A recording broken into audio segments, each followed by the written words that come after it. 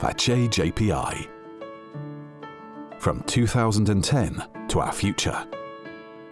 FACCE-JPI started this journey 10 years ago to better understand the interactions between agriculture and the environment, especially climate, biodiversity, water, and soil. Agriculture depends on natural resources, and it is at the same time a driver and a victim of climate change. Farming accounts for 1/4 of global greenhouse gas emissions. These emissions cause climate change, and climate change affects farming, food and health systems. We aim to contribute to the European response to this situation through research, with an interdisciplinary approach in our projects, such as ReWater, to increase the efficiency of wastewater reuse for crop growth, EcoDeal, to attain pollination and pest control through biodiversity, or Climate Cafe, to adapt European agriculture systems to climate change. FACCE-JPI promotes transnational activities to help researchers, scientific knowledge, and technology move freely. The European Research Area. We have 23 European members and New Zealand. We collaborate with other European and international initiatives. And we walk side by side with Horizon Europe. Furthermore, our initiative bridges science and policy. FACCE-JPI, on the road to preserve the planet, enhance biodiversity, provide nutritious food, and mitigate climate change.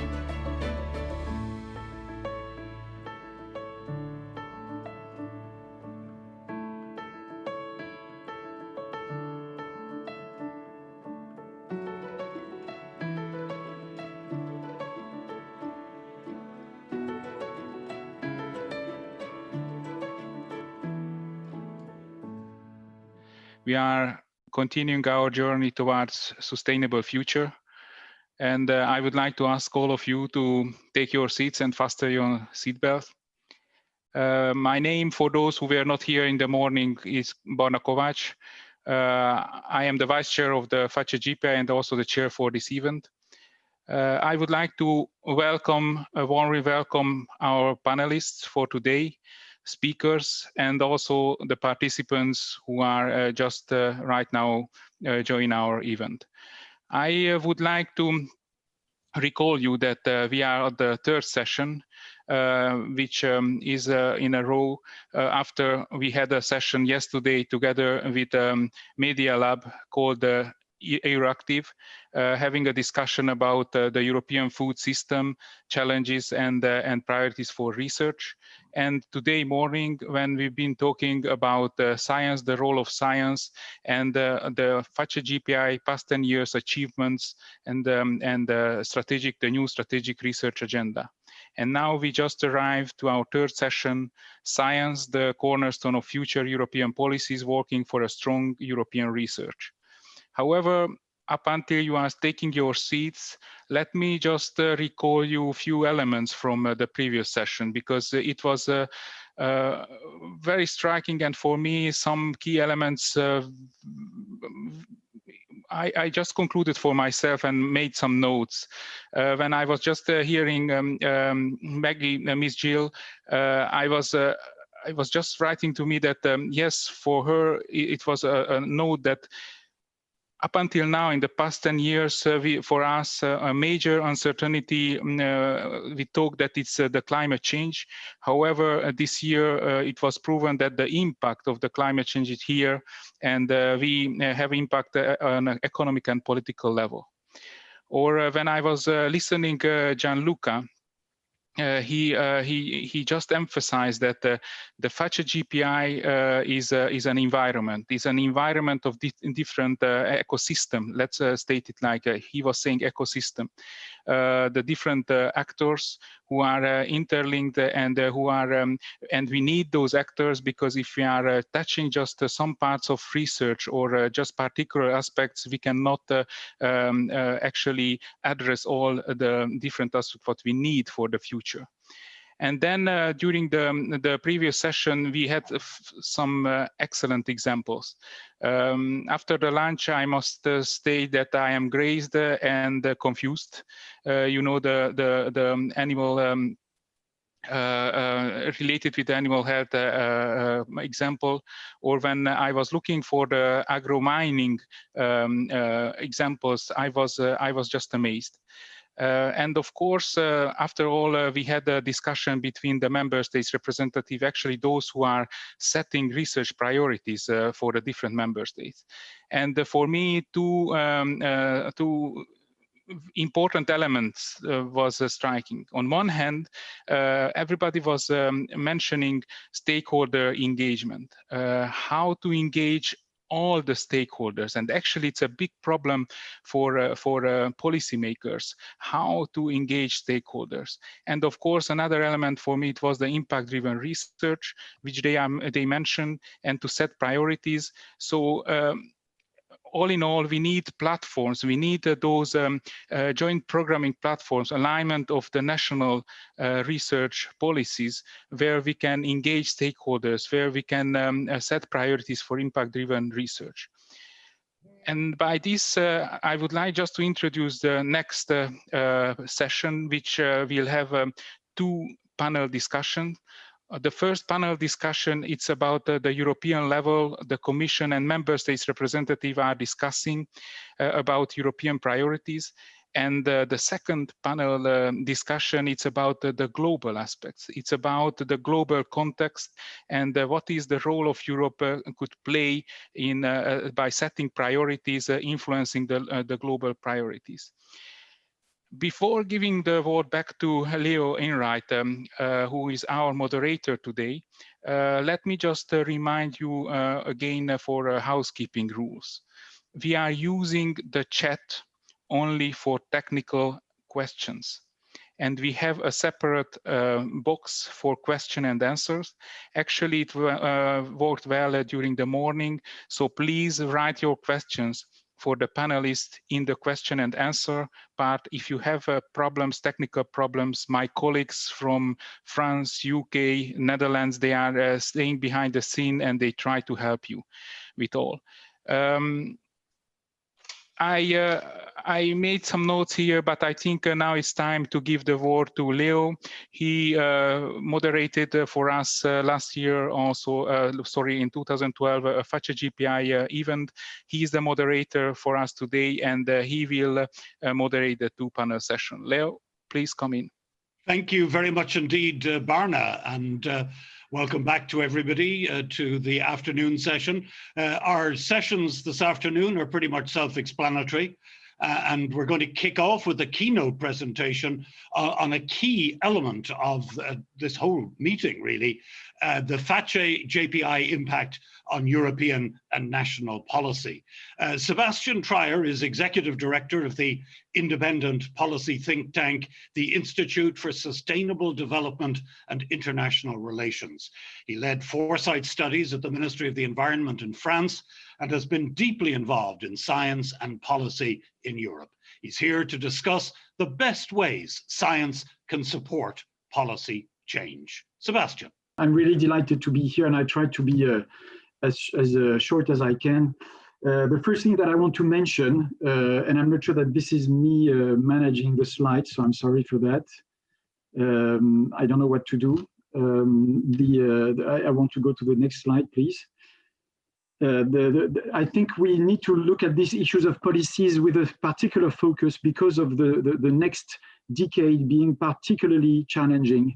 We know from the assessments of the on sustainable development goals, on IPC, on climate change or biodiversity, that the next decade is supposed to be the decade where we need to accelerate transformation in all our economic sectors, but in particular on the food system.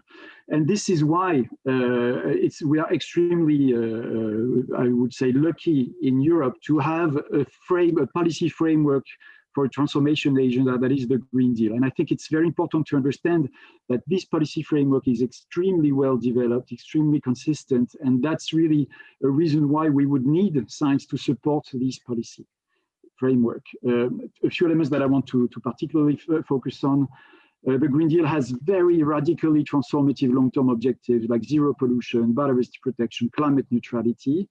This is supported by policies, regulations, and instruments, and I won't go in details, but all of the policies that you see on the screen, from climate to trade, are touching upon the food system. And there is a whole governance issue about subsidiarity, because a lot of these policies are going to go through national strategic plans, but also what is known in the Green Deal as the Climate Pact, which is about embarking stakeholders, exactly as Barna has told. We need to embark people in this Green Deal because it's such a project of industrial redevelopment, economic redevelopment, reconversion of the whole continent that we need political support and democratic processes to support that. Next slide, please. The thing that happened with the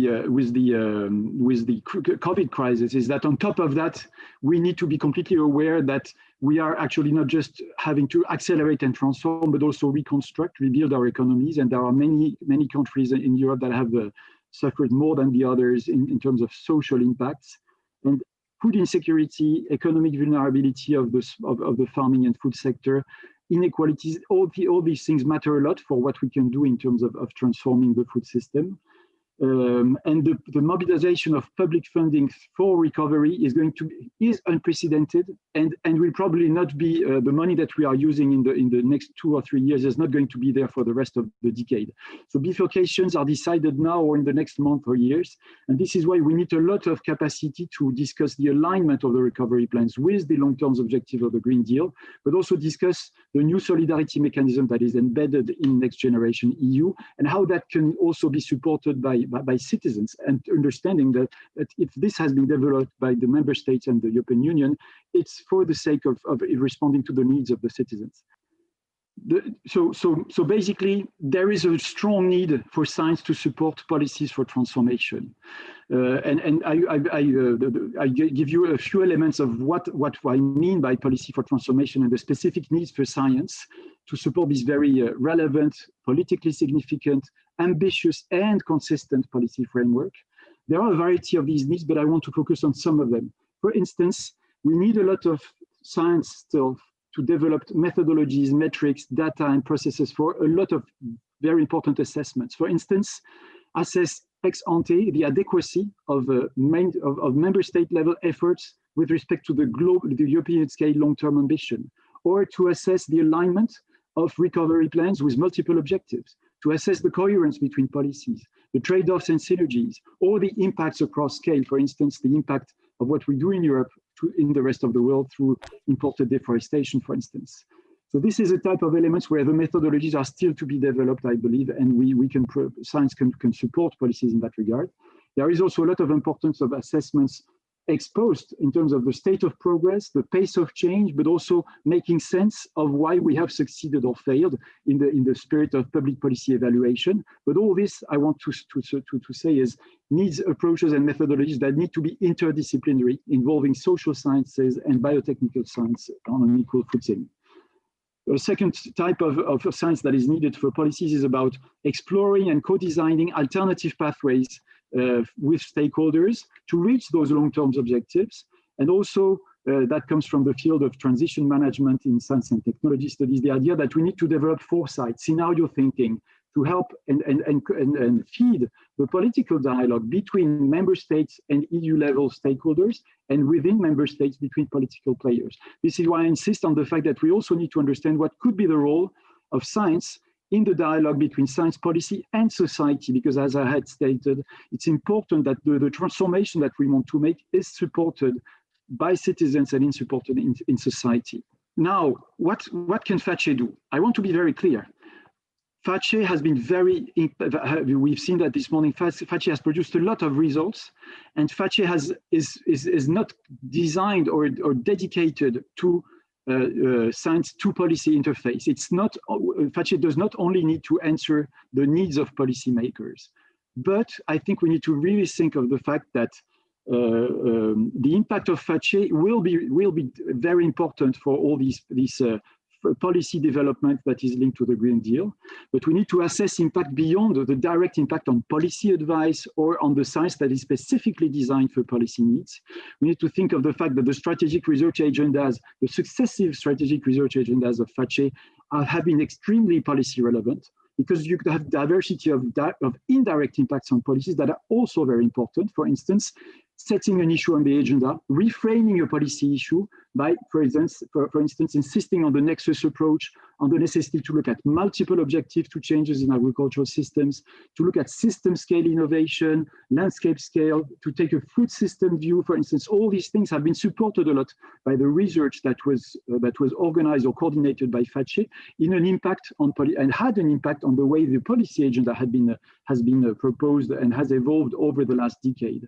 But it's also important to see that science can be useful to showcase and analyze local scale, pilot scale niche innovations and see how they could be, what would be the possibility for them to upscale and be a contribution to the transition. This is just to name a few of the examples of how science supported or coordinated by FACCE has been impacting policy, has been relevant to policy.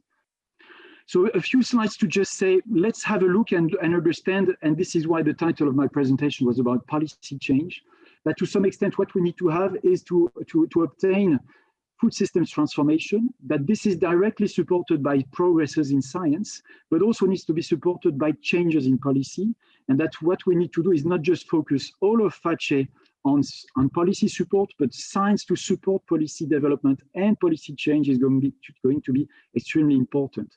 Next slide, please, in order to explain why I really say policy change. This is a complicated representation, but I think it's extremely important to have it in mind. This comes from Gilles and Schott's seminal work on socio-technical transitions, and particularly to try and showcase that we have socio-technical regimes that are locked in, and sometimes you need to unlock them to enable transformation. What you have in the middle of the graph is this idea of a crystal that is the self-reinforcing socio-technical regime that makes that we can't change from the current regime in the food system towards a more sustainable food system regime, because you have public norms and standards, power, access to resources, all these things that are self-reinforcing to favor always more of the same type of innovation. So if we want to change that, we need to also change the conditions of how this system is self-reinforcing. And one of the dimensions that you see, just next slide, please, is that on this slide, one of the dimensions is policy. That policy can both be a lever for, no, sorry, I want to get back to the scheme. I had this little red arrow, please, could you just get back? Thank you very much.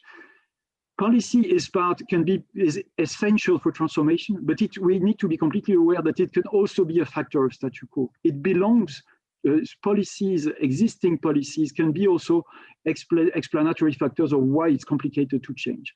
I think we will, at some time, we will need to open the debate about how and to ensure that the reform of the common agricultural policy, for instance, is really at scale for the transformation of the food system. What I want to say is that there are many reasons why policies that are structural to the European project, like the agricultural policy, the trade policy, or the competition policy, might be having to change. And changing those policies might be necessary to change the food system. And in order to do so, we need to devote time to think what science can do to change policies. And next slide, and I think it's going to be my last slide.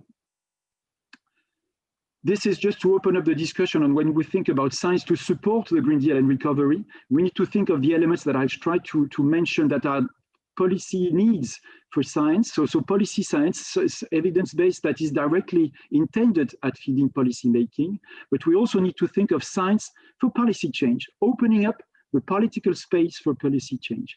In order to have a paradigm shift, for instance, to come from a common agricultural policy to a food policy, embedding new concepts, new data, to have coherence evaluation. So there is a strategic role for science to see how can I support the existing policy, but also enable the right conversation to change the policies that need to be changed.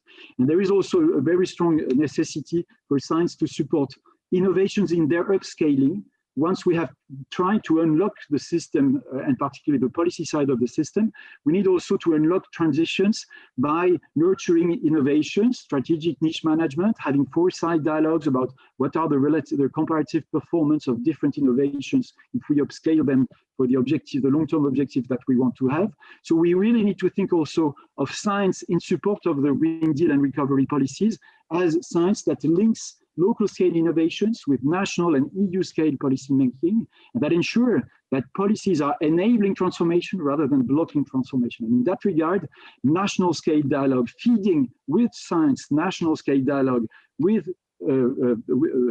policy, between science and policy, between science, policy and society, and with respect to how it's enabling EU scale or global scale goals like climate protection or biodiversity protection.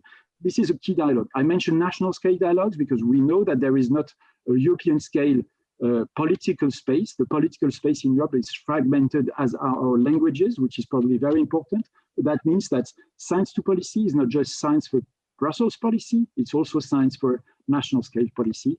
And I hope that was a useful introduction to the debate. Leo, back to you.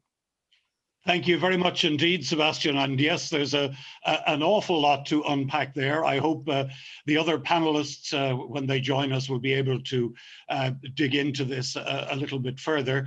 One question that's come up in the questions, which actually, interestingly, has come up, I think, at every session that we've had over these 2 days, and that is the question as to whether the public is really interested in the science behind the policy.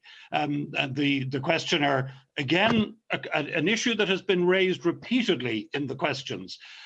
They wonder, do people really care about the science behind these things? So your perspective? This is, of course, only my perspective on a very large debate. I want to say 2 points. First, if you look at inquiries or surveys, polls in France, for instance, but I think they are the same in many other member states, there is a lot of distrust in our societies, but one of the figures that retains a lot of trust is the scientist, not the media, not the politicians, but the scientists. So despite there is also a lot of fake news, there is also the figure of the scientist is still very strong, I believe, in Europe. My second point is to say we need to be very cautious because of the COVID crisis to not show that evidence-based policies would be substituting political decision-making by scientists saying what needs to be done. There is a usefulness of scientists talking to policy and to society, but the politicians are elected to decide. And so what we saw, at least in France, is the fact that this scientific council by President Macron was sometimes considered to be the one that Macron should implement what the scientific council has said. And there has been a lot of debate within France to say, no, let's look at who's in whose role. And I believe that's something that is a vivid conversation, and we need to feed that conversation rather than thinking that it's solved, because it will remain over time. We need scientists to talk to policymakers, but we need also scientists to talk to citizens mobilization, to civil society, and to other stakeholders. So it's not just pure bilateral dialogue between scientists and policymakers.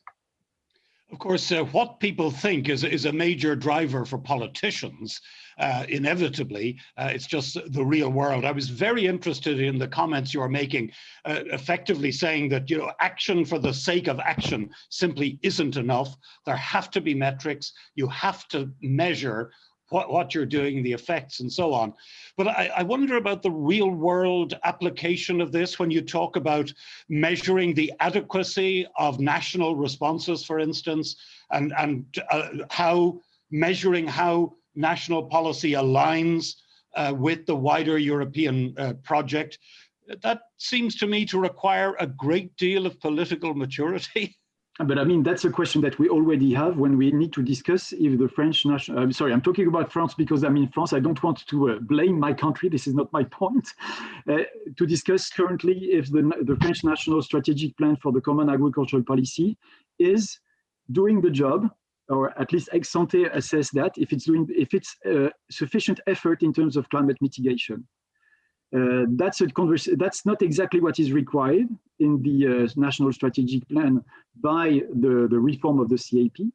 But this is something that we need to discuss. Can scientists say to what extent, given French current state of the agricultural and food greenhouse gas emissions, what can we do? What is the magnitude of the mitigation effort that we need to have for France? And there you're right. This discussion on burden sharing is not only scientific, it's also political. But science has a say in saying, well, what is the amount of current greenhouse gas emissions by France, and what is the potential for reduction, basing that also on socioeconomic analysis. And I mean, that's also science that needs to be put into the equation. Okay, Sébastien, thank you very much indeed. I'm going to ask our other panelists now to join us with their cameras. Before we go into this wider debate, though, I want to get some comments from a couple of European Commission officials to get their perspective. Nathalie Saws van der Veer is Director of Quality Research and Innovation at DG Agri, and Simon Kay is Senior Expert at Land Use in DG Climate. Nathalie, would you start maybe by addressing the whole issue of agri-food research in support of the CAP? Thanks, Leon, and thank you very much for FACCE-JPI and the Hungarian Covenant for organizing this 10 years event webinar and to invite me to this. So, as already mentioned by Sébastien in the introduction, with the Green Deal initiated at the end of last year by the Commission, the objective is to accelerate the green and digital transition and to have this transformation of our economy, industry, and society. And what is the ambition of the European Union with that? It's to halt biodiversity decline, to protect, preserve ecosystem, and to manage natural resources on land and sea in a sustainable way. But with the objective to ensure food and nutrition security, to clean and healthy environment, and of course, the climate neutrality and adaptation. So we mentioned already probably all this initiative adopted this year by the Commission, the Farm to Fork strategies, the biodiversity strategies, and the Climate Pact and Climate Law. And that will be really a big part of our discussion during this panel. But as I am working for DG Agriculture, I would like, of course, to make the link with the Common Agriculture Policy and the link between research and innovation from one side and the CAP. So it's clear that the proposal made by the Commission in 2018 will provide a significant contribution to the Green Deal. I know that it is not always supported by some stakeholders, but when you have a look to this proposal and the objective put for the new CAP, it is clear that the objective is to contribute to this different element. In particular, we can mention the possibility to preserve landscape and biodiversity, and to maintain the food and health quality, and to take into account the environmental care expressed also by the citizens, and clearly in line with what we have put in the Green Deal.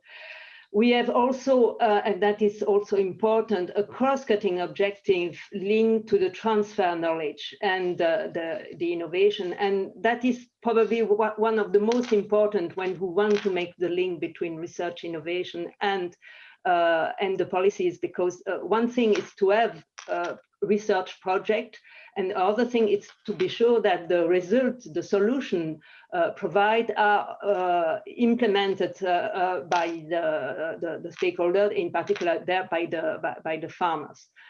So the Farm to Fork strategy proposed in May this year, you well known that there is 4 targets, very well not linked to the decrease of pesticides, decrease also of use of fertilizer, to take also into account a reduction for antimicrobials, and the increase of the area produced with organic, in conformity with organic rules. So these targets are not legally binding as such, but will be an important element for the new CAP, and in particular with the preparation by the member state of the National Strategic Plan. As you know, the Commission will send at the end of this year recommendation to the member states, and in this recommendation, there is clearly a link with these targets put in the Farm to Fork strategy and in the biodiversity strategy. Now, to come to also to the research innovation, clearly it's a key driver for accelerating this necessary transition, and that will give a strong support to the EU policies. We are now preparing the first work program in the framework of Horizon Europe for the year 21-22.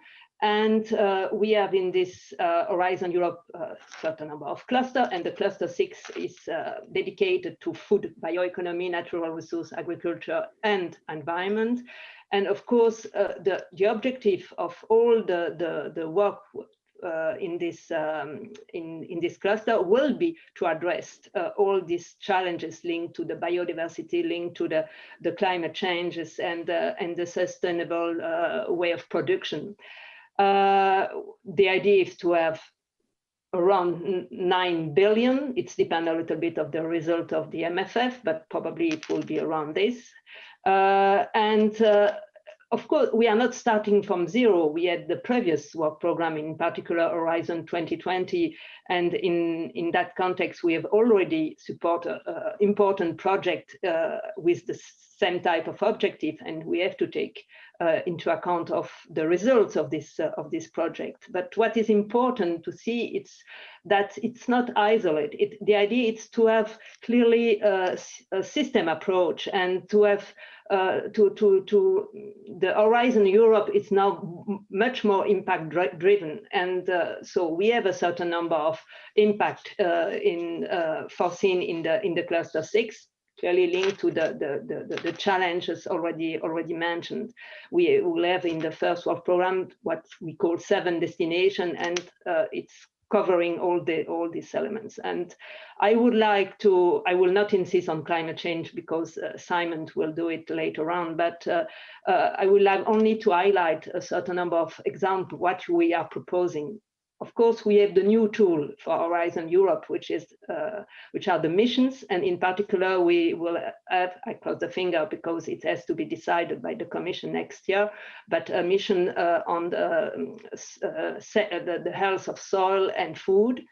And that will be very useful to deliver for the soil management. And perhaps linked to one of the questions, it's clear that for the mission, we have launched a certain number of citizen engagement, and we can see that more and more citizens are interested to understand better what is the problem with soil and what can be done to solve, or to have this perspective, to have healthy soils in the long-term perspective, which is, for example, the mission, it would be 10 years, but it's not so long. But we will have also a certain number of partnerships, and which will help to solve also this problem. One is the partnership on agroecology.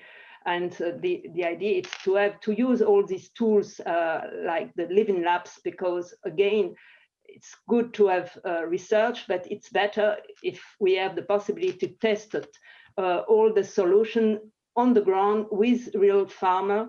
And so we are preparing this for 23-24, and we know that the member states are really interested in that. We will have a partnership also on animal health and welfare, and another one on data. So you can see that we have plenty of idea, and we have put this on the table. But of course, the link with the CAP will be that we will have also to improve what is already a big success, which is EIP Agri. Because it's a bottom-up approach, and that it's really important to continue with these European innovation partnerships, which allow all the actors to be together and to find really a solution at local and regional level. And the last point, perhaps from my side, it's also to mention the fact that the member states will have to develop the agricultural knowledge and innovation system. So because the farmers will need to have advisory support to implement all these elements. Without advisory system, it's very difficult to put all this in place. And so what is for me the most important, it's not to have science from one side and policy from the other side. It's really to have this link between the two. And I think we have already put in place a certain number of tools for that, but we will need to improve this in the future. So that's for me at this stage, the different element, but of course, I'm ready to answer to a certain number of questions. Thanks very much indeed, Natalie. And indeed, our member countries contributing this morning were talking at some length on the subjects that you've been touching on.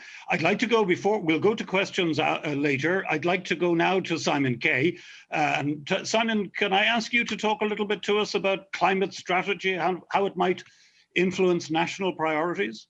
Thank you very much, Leo. Yes, and I've got a couple of slides to get through, and only a few minutes, so hopefully we'll get through those pretty quickly. That's the title slide, but we can go immediately to the next slide, where, again, I'll be very, very brief on this slide, just to, of course, in fact, cover a little thing of what Sébastien was just mentioning, which is climate law proposal, which is basically a Paris Agreement style balancing of emissions and removals by 2050, the climate target plan from September with a 2030 target, so giving us a relatively near range target to aim for. And the most important thing here is that the scope of this climate neutral Europe includes emissions and removals of greenhouse gas on land, so very much coping with the emissions and removals in agriculture, as well as forestry and other parts of land use change. And hopefully you will get these slides later and you can click to get a fact sheet on it. Next slide, please. Which is really the most important one, which is a pathway. And again, Sébastien was talking about pathways to arriving at climate neutrality. And I think this is perhaps just one representation of several that are put into the climate target plan impact assessment work. The red line shows the trend from the 100% in 1990 to the 0 in 2050, with the 55% target for 2030 indicated there.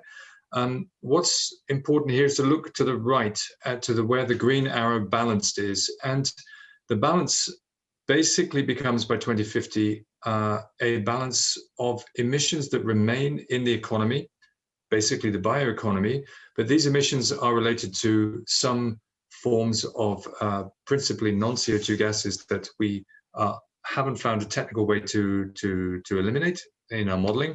And about half of these, if not slightly more, relate to agriculture. So agriculture is not forgotten as obviously a very, very important part of society, producing food, feed, etc. But it nevertheless creates a conundrum, because at the end of 2050, we have to balance the remaining emissions with removals which are provided by the land. Now, they're provided in this scenario mostly by forest, but not only, perhaps, they can also be provided also by soils, provided by technical solutions, of course, that may also be relevant also to the agriculture sector.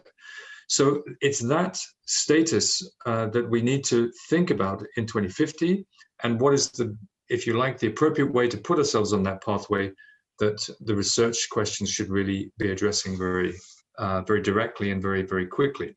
Next slide, please. And in this one, I wanted to just put up a couple of sort of dilemmas that from a policy perspective we face. So as I mentioned, we need to keep producing agricultural produce.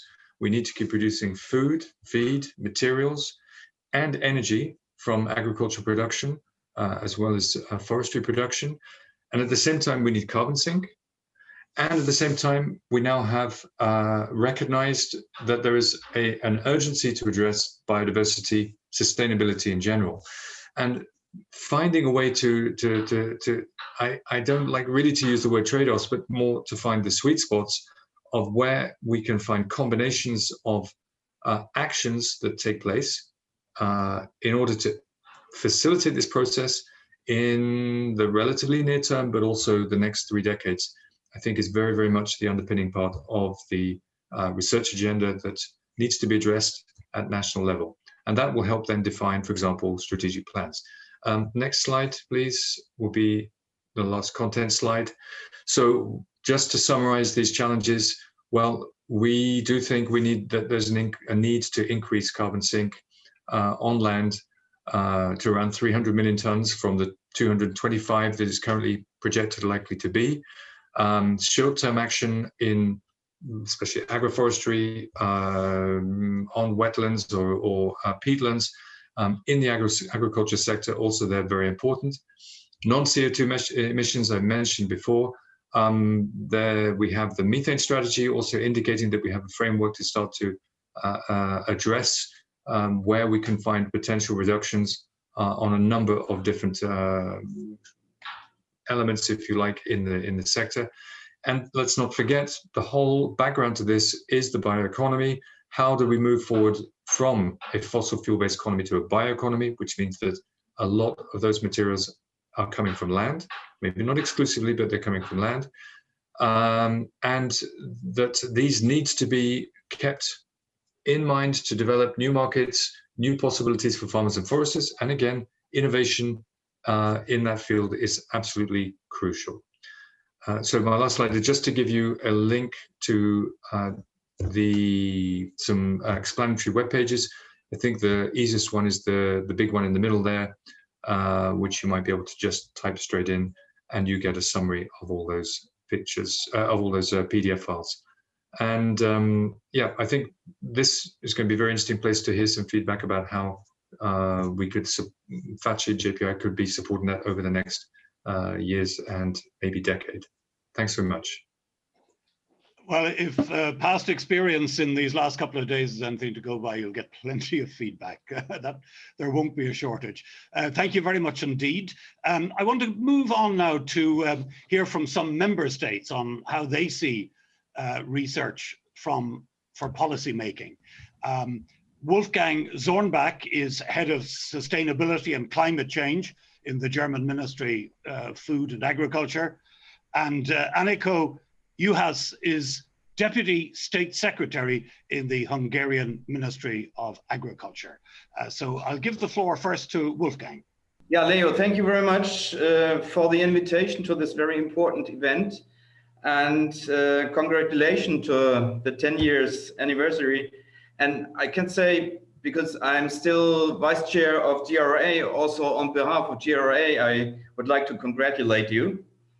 And well, looking at the European priorities, there's always one sentence I like to say that says research can, of course, live without policy, despite the money which is probably coming from policy.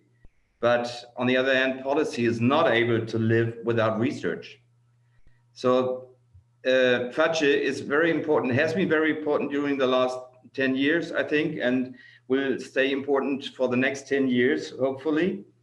And looking at the EU priorities, I was responsible for the council conclusions and for drafting the council conclusions and negotiating them together with the member states on the farm to fork strategy. So I would like to concentrate a little bit on that. It's part of the Green Deal, as we already heard.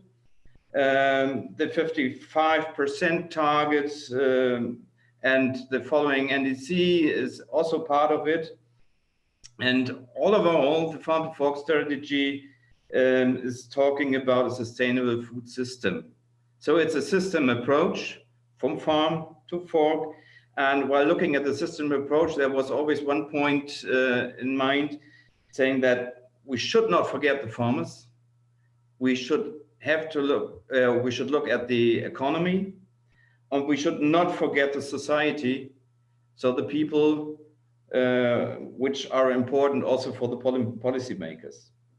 Looking at the Council conclusions from the 19th of October, so very recent ones, they say that they welcome, the member states welcome that the Farm to Fork highlights research and innovation as means of achieving sustainable food systems. So it's in the heart of the system. And it explicitly mentions Horizon Europe, and it emphasizes the importance of research for successful policy making and implementation. In my eyes, the word implementation is also very important, because if we talk about policy advice coming from research, it should look at both policy making and also policy implementation. Now, going into the 27 action items, I don't want to mention them all, but I think that none of them can be developed and implemented without research. And in particular, looking at the targets which were already mentioned, the Council asked for scientifically sound impact assessments. So research is really important. Looking at one example, it was also mentioned this morning already, the EU Carbon Farming Initiative, a very important initiative, just a short sentence, but it asks for robust and transparent carbon accounting. It's very easy to write that sentence, but if you go down into practice, it's really difficult thing, because you cannot put your finger into the soil and say it's 5% carbon. It's a difficult thing, and I hope that research can help us to find a way to measure soil carbon, on the farm, and to measure soil carbon, let's say, every day.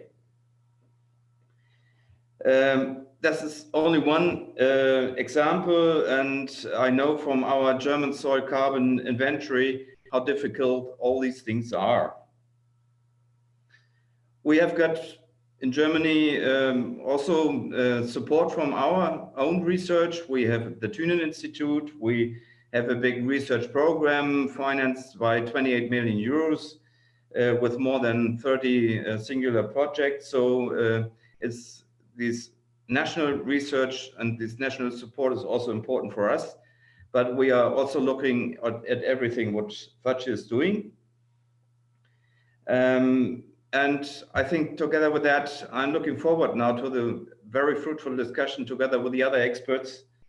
And it's not only about sustainable food systems, it's about climate change.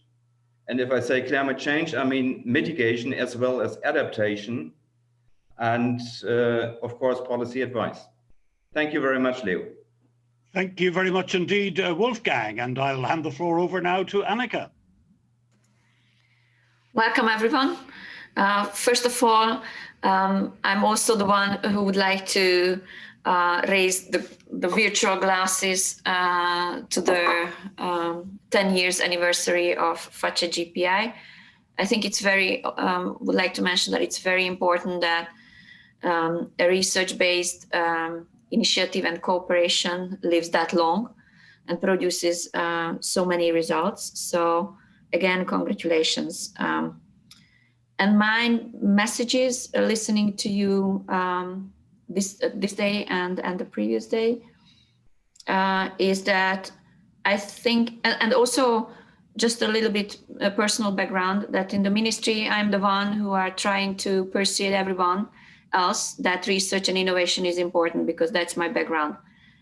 So, and I know that in a ministry, it's not that easy in a policymaker environment to tell every time that where is your ex-ante analysis, where is your impact analysis? Okay, we can do that, we can do that. No, we cannot do that. We don't have the technical background for that. It's very nice. So I think, yes, the politicians' main job is to decide. I agree completely that we shouldn't take over the role, but our role is to communicate all the time what is possible, what is not possible, what are the facts and what are not the facts. and the decision is not on us. But if we are not talking, then the fault of a wrong decision is on us. So it's a huge responsibility. And I'm really, from one side, I'm really happy and honored to be in the policymaker area now and to have this transmissive role. That was my personal comment on that. But I can also see now dealing with regulations is that I think the good policymaker, and I think I already told that on a conference, that the good policymakers should also take the Hippocratic Oath. Before deciding, look at the possibilities of doing harm. And if there is more harm, then don't do harm, please. Not with the new strategy, not with the new regulation. And I think it's very important that farm to fork strategy and biodiversity strategy and the new methane strategy and the previous ammonia nitrate directive and all of these directives, regulations and strategies have very honorable and valid goals. Some of them already have rules, but some of them don't even have an impact analysis. And farm to fork strategy and biodiversity strategy definitely do not have impact analysis, not on a national level. And as a researcher, I think it's something very, very difficult issue. And as FACCE-JPI and as our own research and innovation initiative in BioEast, this is one of our main issue to try to put the impact analysis behind these strategies. But I have to mention that it wouldn't have been our task and role. It should have been done before the strategies are accepted and before they are linked to CAP. CAP provides the operational basis for most of our farmers. CAP is providing an income stability which is included now in how banking sector, how the retail sector, how the input providers are dealing with our farmers. It is the basis of our everyday existence. And with these strategies, and the strategies is just something, is one thing. But the second thing is that before this period, so before 2020, we always felt that the Commission, the agriculture part of the Commission, is protecting our farmers even in the society. Now we don't really feel that. So we feel that even on Commission level, this is very, very new to us and very frightening, that we are not protected with unfounded societal attacks. So this is something, again, which we would like, it's more than how scientists are looked at by the society. Our more important issue is how agriculture is looked by the society. And I was very happy to see the graph from the DG Climate colleague, which clearly showed that agriculture is a very important stakeholder in the climate fight, but it's not the main stakeholder. But if you put on the television or the Facebook or the Instagram, what you can hear is that we are the only ones to blame. And we don't have tools, even on a national level. We don't have tools as scientists. We don't have tools as policymakers to fight that, because that's coming from the mass media. And if it's coming from the mass media, it's very, very difficult to involve our farmers in making more, because they are saying that, okay, everybody is hating us already. We are the main people to blame. Then why should we listen to a researcher or a policymaker anymore? You don't protect us from the general view. So I'm really sorry to be so enthusiastic or so, how to say, not a strict bureaucrat in this sense. But this kind of policymakers and researchers' protection from the unfounded negative atmosphere against agriculture, against agrobashing, I think it's very important to be able to do our normal job, even as farmers, as scientists and policymakers. And on everything else, I think it was very interesting to hear what you described. And I learned from each of these comments and presentations something which I would like to incorporate in my everyday work. So thank you for that. And just one final point is that it's very important to take into account our differences. We have an initiative, BioEast initiative, coordinating 11 agriculture ministries from the eastern part of Europe, which is an initiative which tries to build up the capacity to get closer to the European research area, to have bioeconomy strategies, to do what we are required to do. And what we found doing this kind of homework is that in certain areas we are very different. In certain climatic areas we are very different, and in certain societal areas of research we are very different.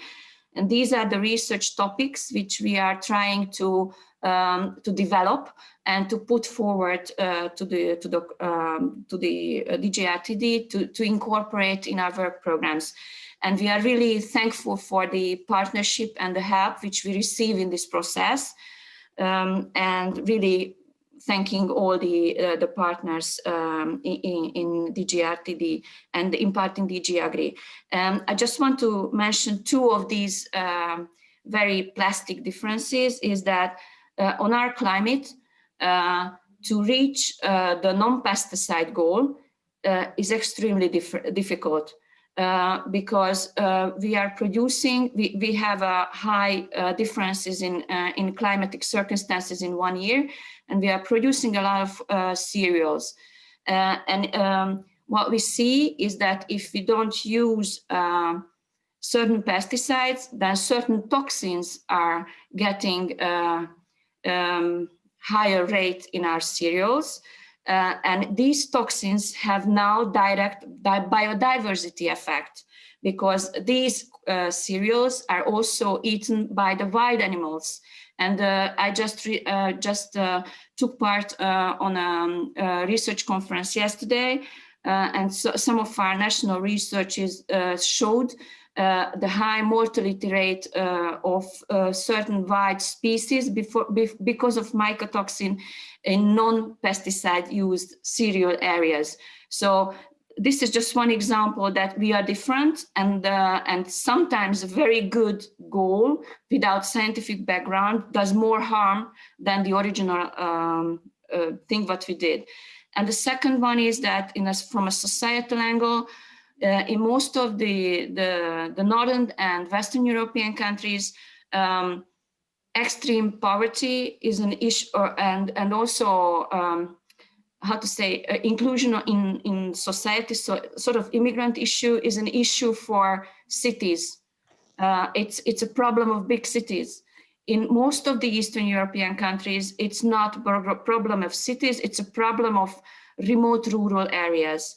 So okay. To solve the problem, I was very long. Sorry, this was the final, my final sentence, and I'm sorry to take over the time. Thank you.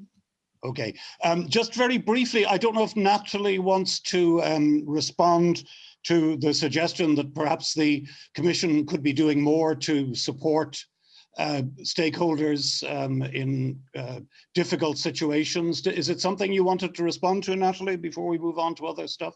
Yes, it's a daily challenge, I must say, to answer to that, because I'm also responsible for communication in DG Agri, and every day we try to answer through the social media, because the agri-bashing is in the major part of the what we can see on the social media, and we try to react. And what is our main task is also to put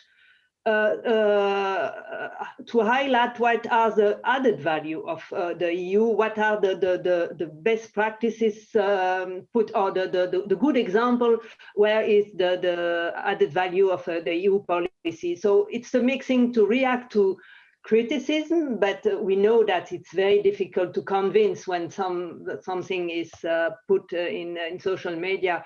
It's not so easy. But what we try to do also is to emphasize on what are the good good example of what can be done with Europe and with the EU policy. But it's true that it's not always easy to combat, because there is also a lot of what we can call fake news on that.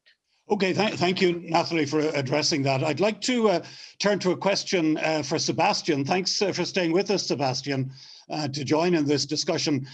We had a question which comes up regularly over the last couple of days to do with the role of business, which is also driving the agenda, and it's been pointed out by this questioner that it has lots of means at its disposal for R&D. So how do you think can the private sector play a positive role in the transformations? Is there room for more debate about this? Yes, I mean, the debate, I don't know. My question is a really big yes. Yes, the private sector, and the private sector includes individual farmers. I mean, farmers are a very important part of what we call the private sector, but also the downstream and upstream players in the supply chains are very important. What I was meaning when I was insisting on the dialogue between science, policy, and society was not to forget the citizens in this dialogue, because I believe that the private sector is already very involved, which does not mean that we should not improve the way that the private sector is involved, but in the co-design of the common agricultural policy or the co-design of the research agenda, we have lots of ways through which the private sector is involved. The thing that I believe but that would be just a proposal for further discussion maybe by other panelists, is that I believe that what the Green Deal will look like is probably very differentiated, very contrasted ways in which at a regional scale, we will completely have to look at a reconversion of the farming sector. Let's talk again about a French region. The pig and dairy industry in Brittany has been very intensive, but has strictly economically speaking already problems of long-term viability. So if you add on that the necessity to be looking at climate change and biodiversity, then you see that probably there is a need for Brittany to prepare for another bioeconomy in the region. But that means that we really need to look at that. This cannot happen from scratch. This needs a lot of innovation, and the innovation needs to be thought at the local scale between the private sector and the public players, but also involving a lot of the civil society movements, the experts, etc. And I think that's what I say at this scale, particularly. I believe we need to have a very active dialogue with the SMEs of the agri-food processing, for instance, in Brittany, to be talking, because these are where the jobs are. I mean, the farmers are very important, but the jobs in Brittany, it's farmers and the jobs in the SMEs of the food processing industry. And these are the people with whom, I mean, these are the ones who need to design their future economy of Brittany. I'd like to turn to Wolfgang and get a perspective from a larger European state on how national and European agricultural strategies impact each other and coordinate with each other. I mean, are there disconnects? Are there things that we need to be doing differently? Should European policy be more supportive of national policies? What's your thought? Yeah, thank you very much for that question. Of course, it should be supported for national strategies. And if you look at the CAP, there is now more subsidiarity in there, so more responsibility also for the member states. The national strategic plans have to be done and developed and driven by the member states with support of the Commission. Looking at what Sebastian said, there's also one word which is always in my mind and which may help in the overall discussion. That's the ecosystem services. We're talking about farmers. Farmers should produce food. Of course, that's their main task. But looking at the Farm to Fork strategy and the Green Deal, ecosystem services will become much more important than they were in the past. If we talk about soil carbon and soil carbon sequestration, that is probably not food production, but it is a very important ecosystem service. And if it goes into a direction where the farmer could make money with it, then it's easy to convince farmers to work also into that direction. That includes also SMEs, probably, not only farmers, SMEs providing the certificates or doing the accounting. because the farmers are usually not able to do that. So that is a whole new business which could be developed with the help of research during the next 10 years. And that's also something we should have in mind, and which may help the member states also to convince the people to change things, to change the agriculture policy. It's just one example.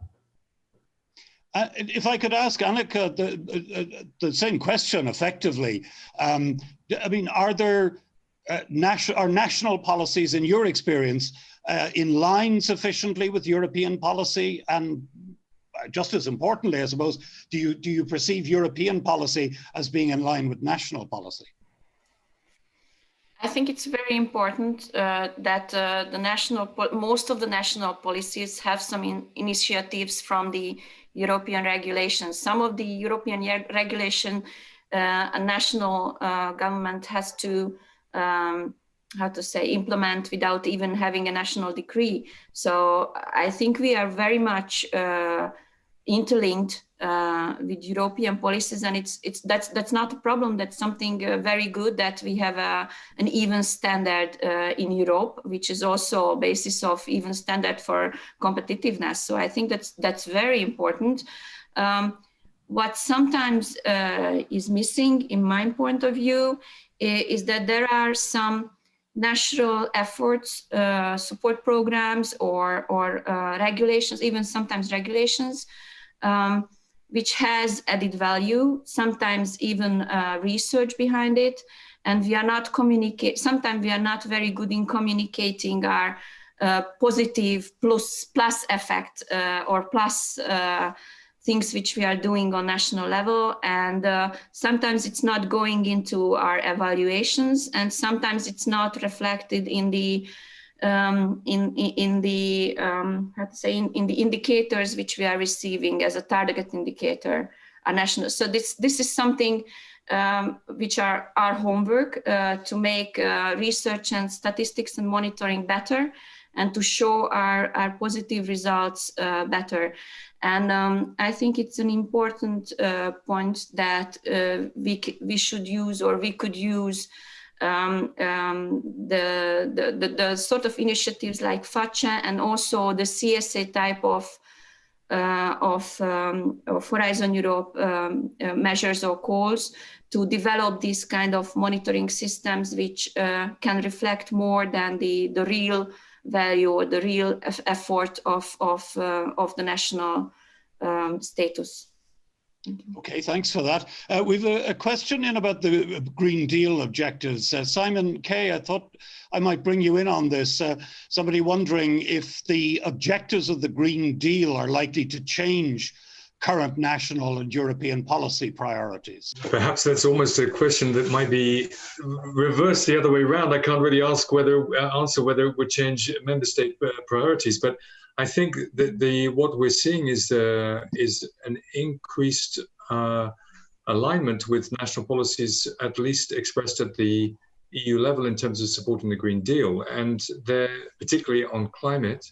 I mean, yes, there are discussions obviously taking place even as more or less as we speak about the climate law, the 55% target as well, and they're complex, they're multifaceted. And they need indeed to see some alignment or realignment, as I should say, from the existing 2030 paradigm, which is the minus 40% target, which doesn't cover quite so well the removals part of things, and is a little bit different in the way it balances up emissions and removals. But I would say on the agriculture side, on climate, we've known that we're on this pathway for quite some time already. I think the biggest challenge is going to be indeed the stepping up of the ambition and the recognition that whereas with the 40% target that we had for 2030, there was still, let's say, it didn't need to be the case that agriculture in every member state was under pressure. It's going to be more significantly the case now. And those choices are going to have to be made at member state level. And I think, as Wolfgang explained, you know, with the emergence of the importance of the CAP strategic plan, that now has to start to really come to terms with the specific challenges that are inherent in the Green Deal, whether they're related to pesticides, whether they're related to carbon sink, as well as production, obviously, of food security and so forth. So yeah, it's going to be a time for reflection at national level, but we do think that there will be an alignment, certainly at the macro level, behind the overall goal. Thanks. Okay, Simon, thank you very much indeed. Natalie, we've had a question in from Stefano Grando in Italy, and he's echoing a debate that's been raging for a very, very long time, but he's quite specific. He wonders about the focus on living labs and the multi-stakeholder challenge-oriented research. He says it's certainly positive and a welcome policy from the Horizon Europe, but he wonders if there's a risk that it will weaken efforts in more basic research.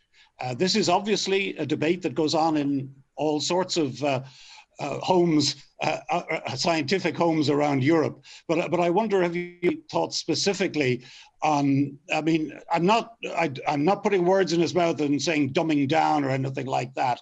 But there's clearly something in the background there. His concern about living labs versus the sort of basic research that doesn't grab the headlines.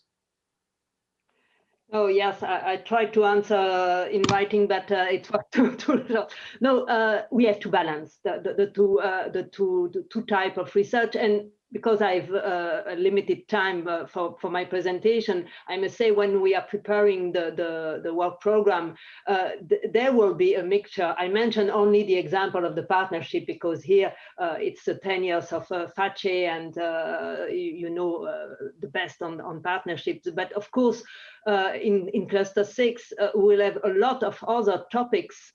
The classical one, if we can say, more link also to basic research. So we need a mixture of the different type of projects. We need basic research, but also because it was a criticism in the past to say, yes, basic research is useful, but it's alone. And now what we are doing is trying to put more in place the multi-actor approach for this research, to be sure that when we are developing a certain number of or looking to a certain number of elements, also the other actors have the possibility to intervene and to be sure that at the end that will be really useful. The result will be useful to do something with this research, and not pure something for the literature, but also what is important, it's to have the possibility to have this transfer of knowledge.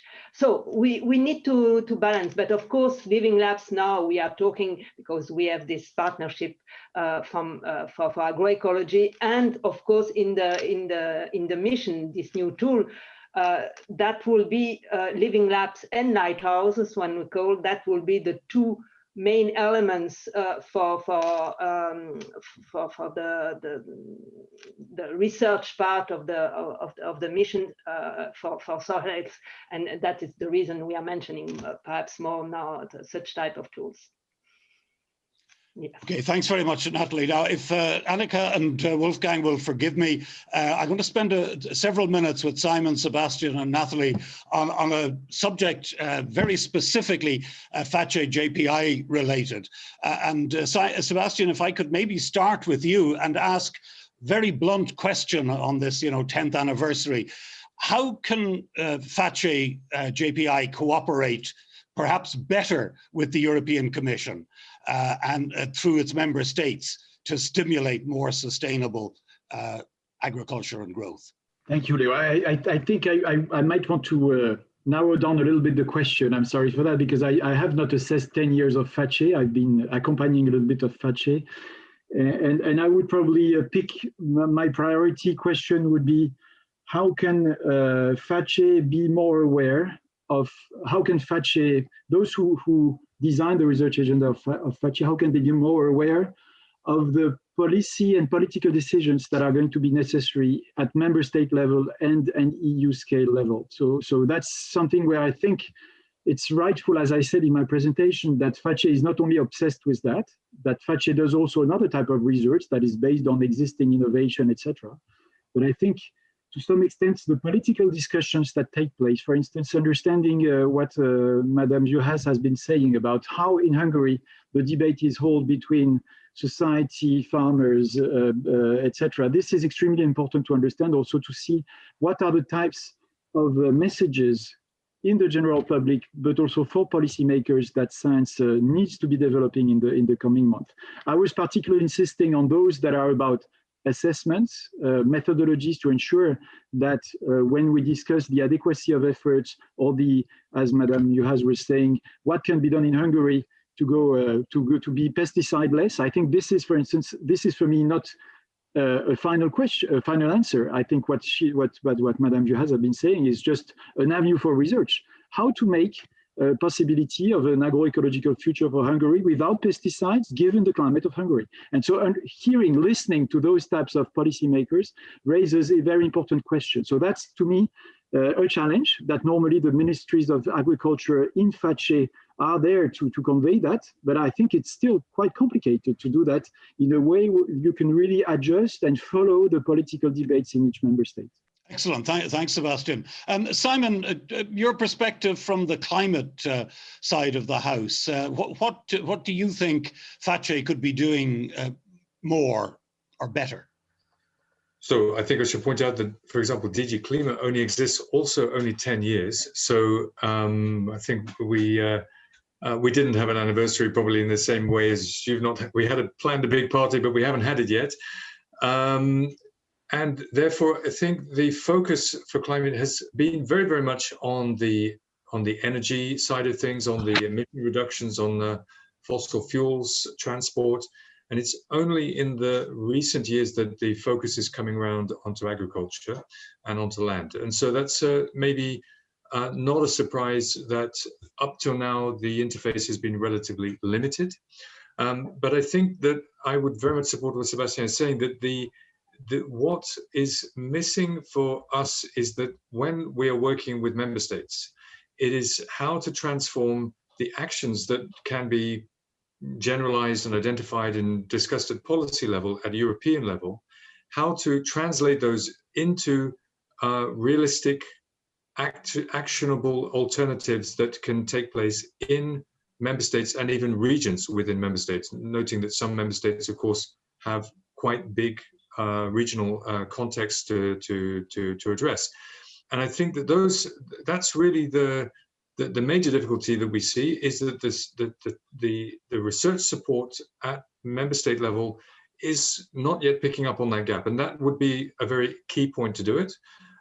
We've relied more on things like LIFE projects and maybe Horizon 2020 projects, which tend to be a little bit anecdotal, if you like, but certainly finding a way to take research that is feeding directly from the needs expressed at that sort of linkage between policymakers in ministries and commission, and having actionable research working on the ground, solving direct problems would be a very, very key point. I agree. Thank you very much, Simon. And Nathalie? Yes, but first of all, I would like to reassure, we are considering really FACCE as a very relevant actor until now, and we have associated FACCE at different initiatives until now, so it's a good point. But of course, we can always improve this relationship, and what is important for us is that the FACCE can play a big role by ensuring the mobilization of the member states in the partnerships I mentioned in my presentation, and other partnerships also perhaps, and in the mission, because the mission, as explained, it's a new tool, and I think there could be a role to play.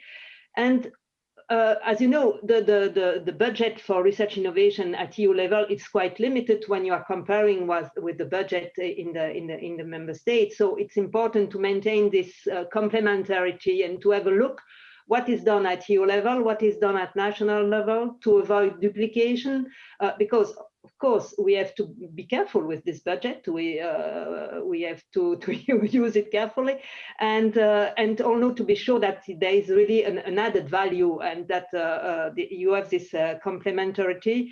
And so what is important is to maintain it, perhaps to improve all these networks, because it's in the member state, but between the member states. And so I think, yes, FACCE will have still a role to play for Horizon Europe. And also perhaps the link, as Aniko mentioned, that it's important to have the link between inside the member state, between the different ministry. And we can see also with, for example, with SCAR, that's always the mention.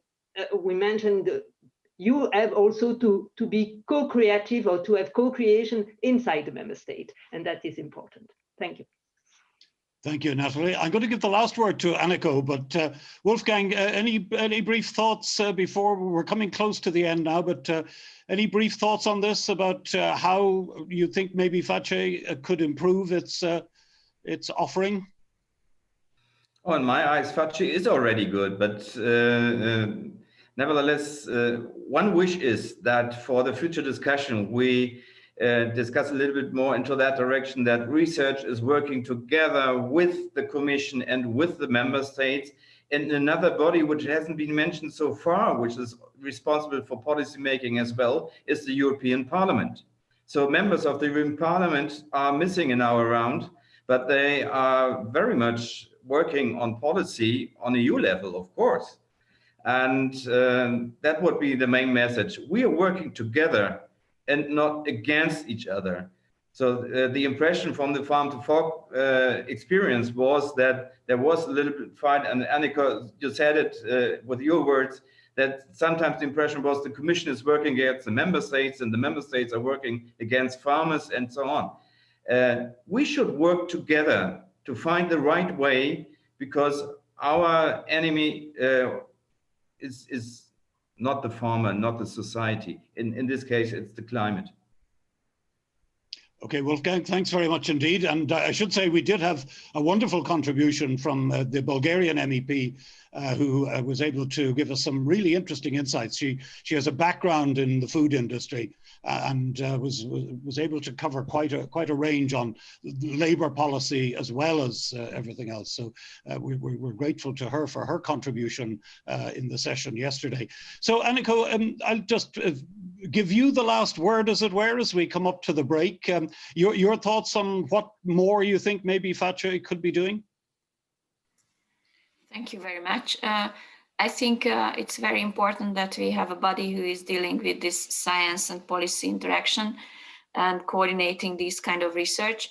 And well, we would like to join with our own initiative, which we are already started to do. Also, if I may open another door for having an effective policy making on national level, is to have research on audits. So if you want to be a brave policymaker designing brave measures fighting the climate, then it's very important that the new delivery model is flexible enough to take on these brave measures, because otherwise the national policymakers will be extremely conservative, which means that no how to say, innovative new measures, just the old ones, because you can then count the number of farmers taking place in these measures. This is for CAP. So if FACCE can help with this kind of policy research, that would be very nice. And then we can join in with our BioEast initiative. Thank you. Wonderful. That actually very neatly brings us all the way back round to what Sebastian was talking about at the very beginning of this session. My thanks to everybody for a wonderful and informative session where we're going to discuss Europe's role in shaping the global transition on sustainable pathways. As I say, a busy session with a large number of participants, and I'm going to go straight into introducing to you each of our speakers, and we'll then hear from each of them for about 5 minutes each before we open it up for questions and for general comments from the panel. To remind you to put your questions in the Q&A section, not the chat, if you want to pose questions to our contributors. James Lomax has joined us. He's currently Food Systems and Agriculture Advisor at the United Nations Environment Programme. He's been leading efforts in that area since 2009. Jani is Strategic Partnerships Director of CAB International. She's currently a member of the Programme Board of CABI's award-winning food security programme, Plantwise. I see Tassos Haniotis, I apologize, Tassos. He's a 30-year veteran of the European Commission. He's currently Director of Strategy, Simplification and Policy Analysis in DG Agriculture. I see Guillaume Gruyere has joined us. He's a Senior Policy Analyst at the OECD Trade and Agriculture Directorate. He's the author of over 80 peer-reviewed papers. And sorry, Irene, I see you there now. Irene Hoffman joins us also. She's Secretary for the Commission on Genetic Resources for Food, Agriculture at the FAO. So I'm going to start off straight away by asking Tassos to speak with us for about 5 minutes. Okay, yes, 30-year veteran. Sometimes I hear that and I cannot believe it. But anyway, what do I have to bring in that? 3 messages to comment. First of all, congratulations for what you're doing right now and what you have been doing for the past 10 years and hopefully for the next 10 years. So let me start focusing a little bit about where things could be going. It is interesting if you look at the title of your project that you're focusing on the interrelationship between climate change and agriculture and food security, to put it more clearly. So essentially, what we're discussing is the link between food and footprint, the positive and the not so positive side of agriculture. I mean, these externalities will always be there. The tensions between the two have to become synergies in the future. And this will be one of the main priorities that we have to focus on. And I don't have to go over any details about what the Green Deal implies, what the Farm to Fork strategy implies, and what the proposals we have made for the future of the CAP implies. We need to look throughout the food chain on all the aspects and what we're doing. Now, one important question that is always being addressed here is how are we going to manage to do that? Bringing together the 3 elements of the economic, the environmental, and the social aspects of sustainability. Because we know very well that in the past we made major improvements in the economic and the social dimension, but that had an environmental cost. And in order to be able to do that, we have to put things into perspective. One of the things that we're seeing with the current COVID crisis is that the food systems are anything but broken. They're not perfect, but at least it's a sector of the economy that has suffered less than others. That shows something about its capacity to innovate. And that should not be used as an excuse not to do the further step. And the further step is exactly to be able to demonstrate that the progress and the efficiency shown in the economic area can also be shown in the environmental area, in the footprint area. And the second point is this is where best practices matter, and knowing what best practices mean matter. And best practices cover the full spectrum of what we do, whether it is, and it goes from organic farming and agroecology all the way to the most advanced precision farming techniques of conventional agriculture. What is important to be able to do is measure concretely on the ground what is the outcome of our practices and how these work further. And the important element to keep in mind there, especially when it comes to the agricultural part, because a lot will have to come with changes in consumer behavior. If this don't happen, a lot of what farmers try to do is never going to fly. But assume that consumers take the right path and we all reduce our footprint, what should producers do? One thing that is being missed in the current debate sometimes, that is very polarized, is the fact that there are ways of improving the economic efficiency, reducing the marginal cost, and shifting the supply curve in such a manner that the most sustainable food is not necessarily more expensive food. We've done it in the past, and we can do it in the future. And I come to my third and last point, because this is a scientific project. We're living in a world, and we've seen it in the manner by which the current COVID crisis is evolving, where sometimes tweet, and the end something will stick. And a lot of what is happening right now shows the very strong resistance and the problems of perception about the application of science. So I think it's going to be extremely important in the current context to draw some lessons of this crisis and apply them to agriculture. And one lesson that at least I have drawn is that if you look at the recent Nobel in chemistry, for example, that went to new genome editing techniques, if you look that the advanced vaccines are about to come out, what do they indicate? That we can address human health problems using the frontier of science and knowledge that we have today. And it is maybe the time to start focusing on whether we could do the same when it comes to issues related to animal and especially to plant health, because these are some of the major challenges we're going to face in the future because of the climate change. I focus here saying one other thing that is also linked to my 30 years of experience. When I started my career and I was coming out of the universities, we used to take as a standard the trust in international organizations in their numbers.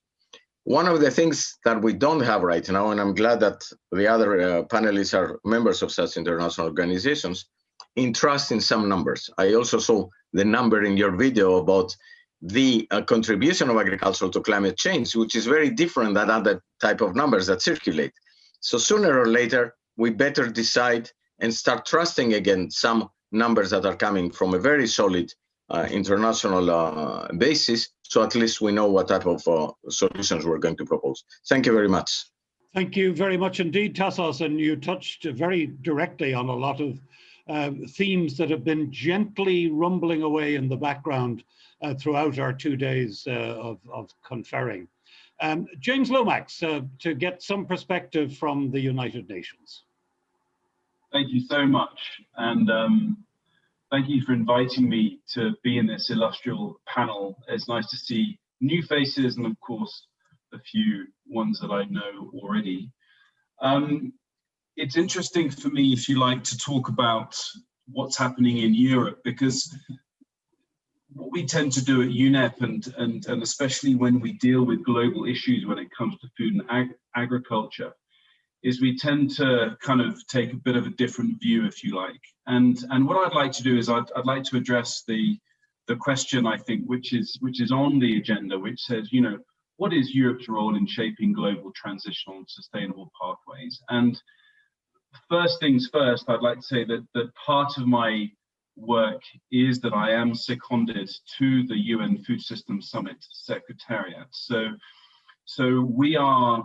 So I've got my UNEP hat on, of course, and I also have my Summit Secretariat hat on. And really, what we can see and what we are looking towards Europe to do is, I suppose, three main things.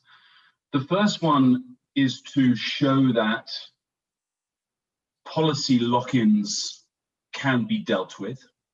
And I know that this is a tricky thing. I mean, you know, I've got a brother-in-law that farms in northern Netherlands, and I know all about the lock-ins he faces, whether it be policy, whether it be from financial institutions, the debt that he faces.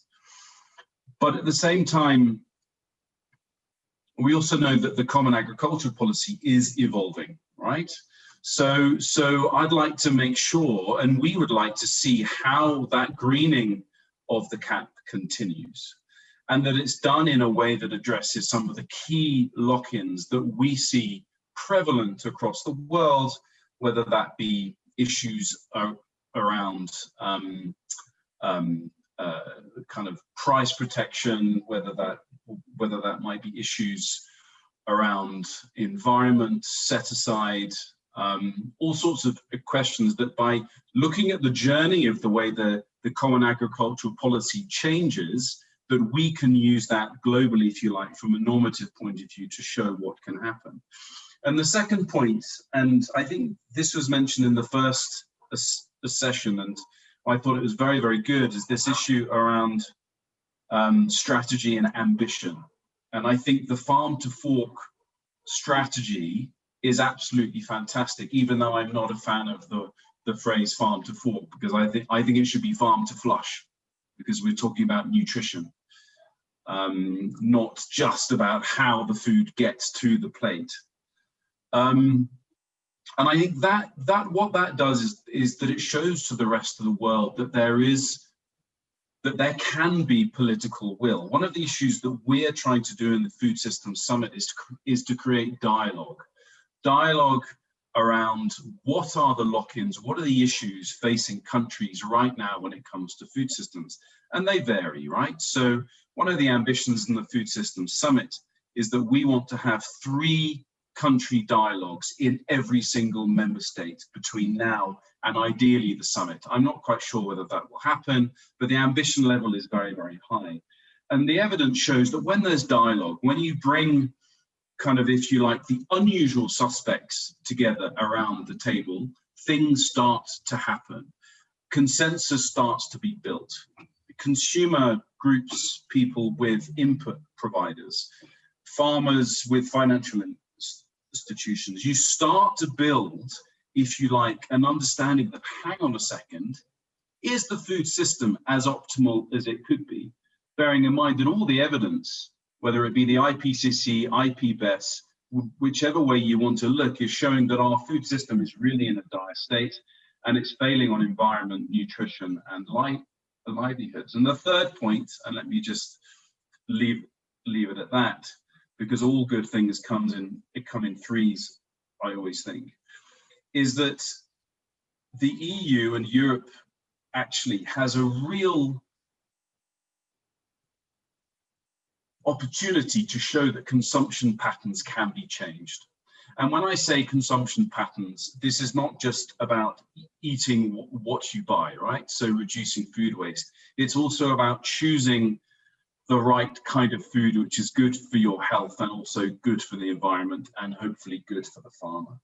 So, you know, that could be dairy products, that could be sustainably farmed livestock products compared to intensively farmed, or even reducing that as well. So, you know, there are ways and means in which Europe can very much show the way to the rest of the world. And do you know what? This is the time. This is the time, because there is a global conversation about food systems transformation, and it's happening now. And one small point that I wanted to say is that we are at UNEP working very hard on, if you like, subsidies and the role that they play in locking in certain production standards. Now, this goes back to my first point. This is critical. Over to you, and thank you for the time. Thank you very much indeed, James. An awful lot to digest there, if you'll excuse the horrible pun. We'll turn now to Guillaume and the view from UNESCO. It's not going to be UNESCO, sorry. Oh, sorry, I beg I wish, but you know, I beg you. I won't give you this. It's been a long day, right? It is a long day, indeed. Okay, no, thank you very much, and thank you for inviting me to this panel. So I've prepared a few points that I thought, also 3 points, because that's the best way to do so, right? On the 3 functions of research as they relate to policy, as we see it at least, and close with some examples of how we see EU policies relate to international policies in the agriculture and water area. That's an area I've been working on for the past 7 years in particular. So the 3 functions I see that research can play a role in fulfilling key policy objectives, that's number 1. So our agriculture policy work at the OECD is geared towards 3 objectives set by our agriculture ministers in 2016, so a long time ago in a way. Agriculture and food systems should be productive, sustainable, and resilient. Somehow resilience is a good du jour today, but it was there in 2016 for us. These objectives were embraced by all countries in the Commission and still remain relatively aligned with the direction we see, although it's not necessarily established among many countries. So in the EU, the policy narrative of the farm to fork that we heard about today and the Green New Deal strategies seem to move towards sustainability and resilience, which is a good thing. And research should certainly embrace these horizons, that's for sure. But the productivity dimension also seems to be less at the good du jour. Yet it remains fundamental as well in our view and a key area for research. The EU continues to have a significant role to play on international agriculture markets. There was a study by the USDA Economics Research Service, which is limited in some aspects, but that pointed out to the fact that shifting towards low input and regulated agriculture, as per the Farm to Fork strategy, would lead to price increases and global decrease in food production. Of course, it doesn't look at the environmental effects, which is a big part of it, but still, it shows that it would have effect also on the markets. Yet the SDGs call for drastic increase in global food security, as well as sustainability, of course. And production growth will have to come from productivity. Furthermore, the IPCC, as shown in the Land Special Report last year, the importance of agriculture productivity growth for climate change mitigation and adaptation as a win-win solution. And a recent report from the EASA and colleagues published in Science on reversing the curse on biodiversity also include agriculture productivity growth as a key level, as well as natural resource regulations. Number two, research can play a role in supporting improved policy design. So we think that being more ambitious in improving agriculture sustainability includes developing outcome-based rather than practice-based agriculture, agri-environmental policy. So instead of giving money for farmers to be following certain practices or many of them, you let the farmers actually decide and you look at the results. So that would be one of the directions we think is really important. But this will require new and better data, improved monitoring tools for resource and environmental managers, for farmers as well, that are acceptable, reliable, adaptable. Within the EU, that may encompass considering better management of greenhouse gas emissions at the farm level, essential for any scheme rewarding carbon sequestration, for instance, or even taxation, like in New Zealand, they're really looking at that right now. Better assessments of the benefits of nature-based solution, soil properties, water, etc. And a better understanding of farmers' behavior, how they respond to different signals, etc. Digital technology will have to role to play, but so does innovative farm, landscape, and sector level research with farmers. And that also was in the previous dialogue. And number three, research can play a role in ensuring the application of policies. Ultimately, improvements will only be seen if farmers are equipped and informed to perform the best. Research can be geared towards usable and transmittable knowledge, field and operation data. When you talk about nutrient management, for instance, solutions are well known, you should do it very precisely at that moment, etc. But it's not easy. And for any farmers, and how you actually use the data that is out there in the research and science, I mean, it could be better used. There are some innovation, even in Europe, but we could go beyond that. So that requires a better understanding bottom up of what farmers need and what the most practical, affordable, and easy way to use tools that can help improve the environmental performance of farms, their resilience, and their productivity. Agriculture innovation policies are not sufficiently demand-driven. That's what we found in our work, as we have seen in conducting 12 in-depth reviews, country in-depth reviews of agriculture innovation systems and related policies, including in the Netherlands, Estonia, and Sweden. So more to do about listening to farmers as well. And in closing, and this goes back to the role of the EU, I'd like to draw a few observations from my experience at the OECD, where we seek and identify good policy practices across countries. So I'm looking at water because I know a lot about agriculture and water. I've been working in this area for a while. In this area, the EU Water Framework Directive remains an important overarching policy we continue to cite from report to report. I mean, this was set in 2000. It set up this, dividing the problem into the relevant regions, setting long-term targets, and looking, with evaluation and adapting over time. And I think a lot of countries are doing the same now in other parts of the world. So the architecture is an example mimicked in other parts of the world, including California, for instance, 2014 on groundwater, even if implementation remains challenging. At the national level, I've also cited multiple times some of the innovative experience of Nordic countries in Europe in addressing excess nutrient in water, Denmark, Netherlands, or Scotland, for instance. But I found fewer examples of good policy practices applied to the ground on water quantity management. The new EU strategies also do not seem to push much in the direction of water. I haven't seen much on water in any of those strategies. Yet water scarcity is a fundamental constraint for EU's future. I mean, there's drought every single year. If you open, if you open the news on agriculture, it's all about drought or any issue with water every single year. So it's going to be a pressing problem. And one where research is for sure continuing, including with the FACCE-JPI, but perhaps still not fully used for policy purposes. So to finish that, I mean, Spain may have the largest brain trust of water researchers. I mean, in the continent, that's for sure. They have an amazing knowledge of what is the issue of water in agriculture. And yet, the management is not improving much on agriculture water, sufficiently at least to ensure a future for its sector. I mean, I've seen that. I mean, groundwater still has to be pumped illegally. There's still a number of constraints on, and irrigation is more efficient on water use, but consumption grows up. So it's really not working. So science should better inform water policy choice and help prevent future crises in the EU continents if it wants to set an example. So thank you for your attention. Great, thank you very much, Guillaume. I'm definitely going to go to Tassos later to get some response to the comments that we've been getting. Some very interesting ideas coming forward at this stage. But let's hear now from Irene Hoffman of the FAO. Yeah, thank you very much. And also thank you for inviting me to this interesting discussion. I would like to change the perspective and come back to this circle of policymaking, because also in FAO, as a UN organization, our member states always request us to address the linkages between biodiversity, food systems, and food security and nutrition in a balanced and science-based way. And these members are the same as in the European Commission, and now we bring the global to the regional. And the biodiversity EU strategies have already been mentioned. And the EU Council, in the conclusions regarding the Farm to Fork and the biodiversity strategy, had invited the European Commission to present an EU strategy for genetic resources that is based on the work of the FAO Commission on genetic resources for food and agriculture. And of course, we work for all the member countries, and we provide the evidence of global developments. And I would just like to mention one.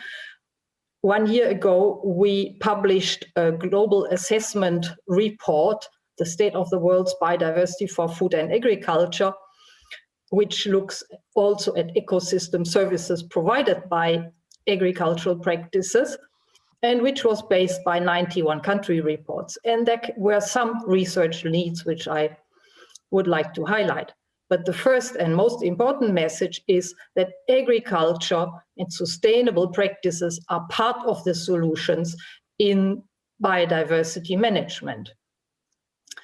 The country reports found that there are many practices and approaches that are considered biodiversity favorable. They are relatively complex. They require good understanding of the local ecosystem. They can be knowledge intensive. They can be very context specific, and many of the benefits are only long-term visible.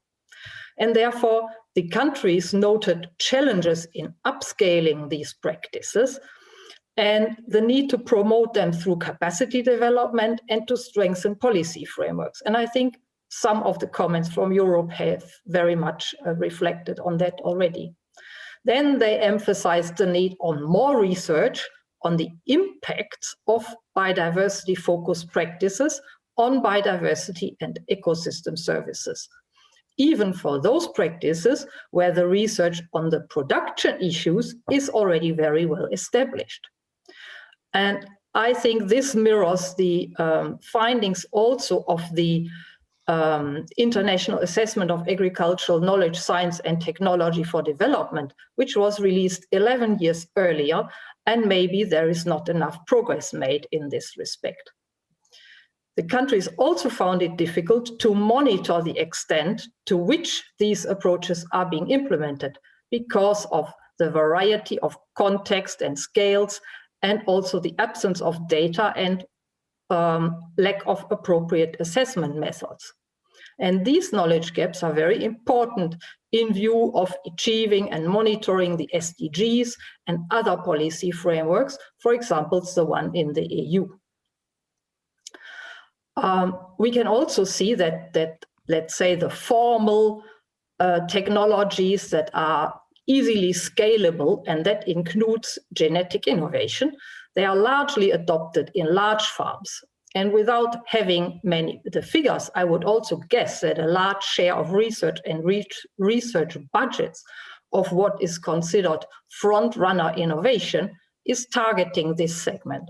On the other hand, we have the 500 million family farmers in the world, and they produce about 80% of the food. And we have the small farmers, which have even larger, smaller areas to cultivate. And therefore, it's an important message that research and technology should address all segments of agriculture, and particularly the small-scale farmers in diverse ecosystems, where area productivity is low, and where climate change has adverse consequences. And these exist in Europe as in other parts of the world. The FAO Commission has global plans of action on the different sectors of genetic resources, on plants, animal, forests, and we are also working on aquatic genetic resources and microbes and invertebrates. And all of these have research and institutional priorities, and all of them are implemented in partnership. But we are not a research organization. We do depend on research done by others. Then through our member countries, we do develop standards and guidance that then again helps developing country researchers to implement these, for example, for characterization or conservation of genetic diversity. And we have had the pleasure to work with several EU projects in the past and hope to do it in future. We think that with the Green Deal, the EU has really placed itself as a front runner in achieving a sustainable future, and hope that EU research can be smallholder inclusive and address some of the issues that I have mentioned. And important for us is also research in the non-fancy, the more traditional technologies and biotechnologies, for example, tissue culture for safe planting material. There is a huge need in developing countries. And then there is research in these not easy scalable technologies. I would just mention biological control, which may be very important, particularly in view of increasing pesticide resistance. And then there is the whole field of digital innovation and tools, which looks at diseases, plant and animal diseases, diagnostics, but also genetics tests. So I think it's a real have an inclusive approach that also looks at small holders, enough of which we have in Europe also, and take into account what can be considered a niche innovation in Europe, maybe a major door opener for farmers in developing countries. Thank you. Thank you very much indeed, Irene. Now, I embarrassed Thasos earlier by calling him a veteran, but there really is no one more veteran in this discussion than CAB International.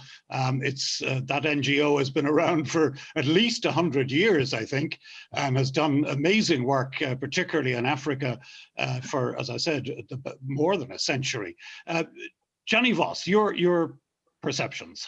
Thank you very much, Leo, and thank you also to FACCE-JPI. Congratulations on the anniversary, and thanks for the invitation to take part in this debate. For those who don't know CAB, yes, we've been around for more than 100 years.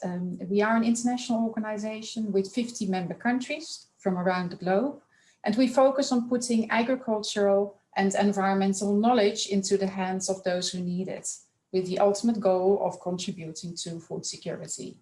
My personal background is in plant health and rural development, and I was very pleased to hear from DG Agri the articulation of the importance of plant health and animal health, of course, as well.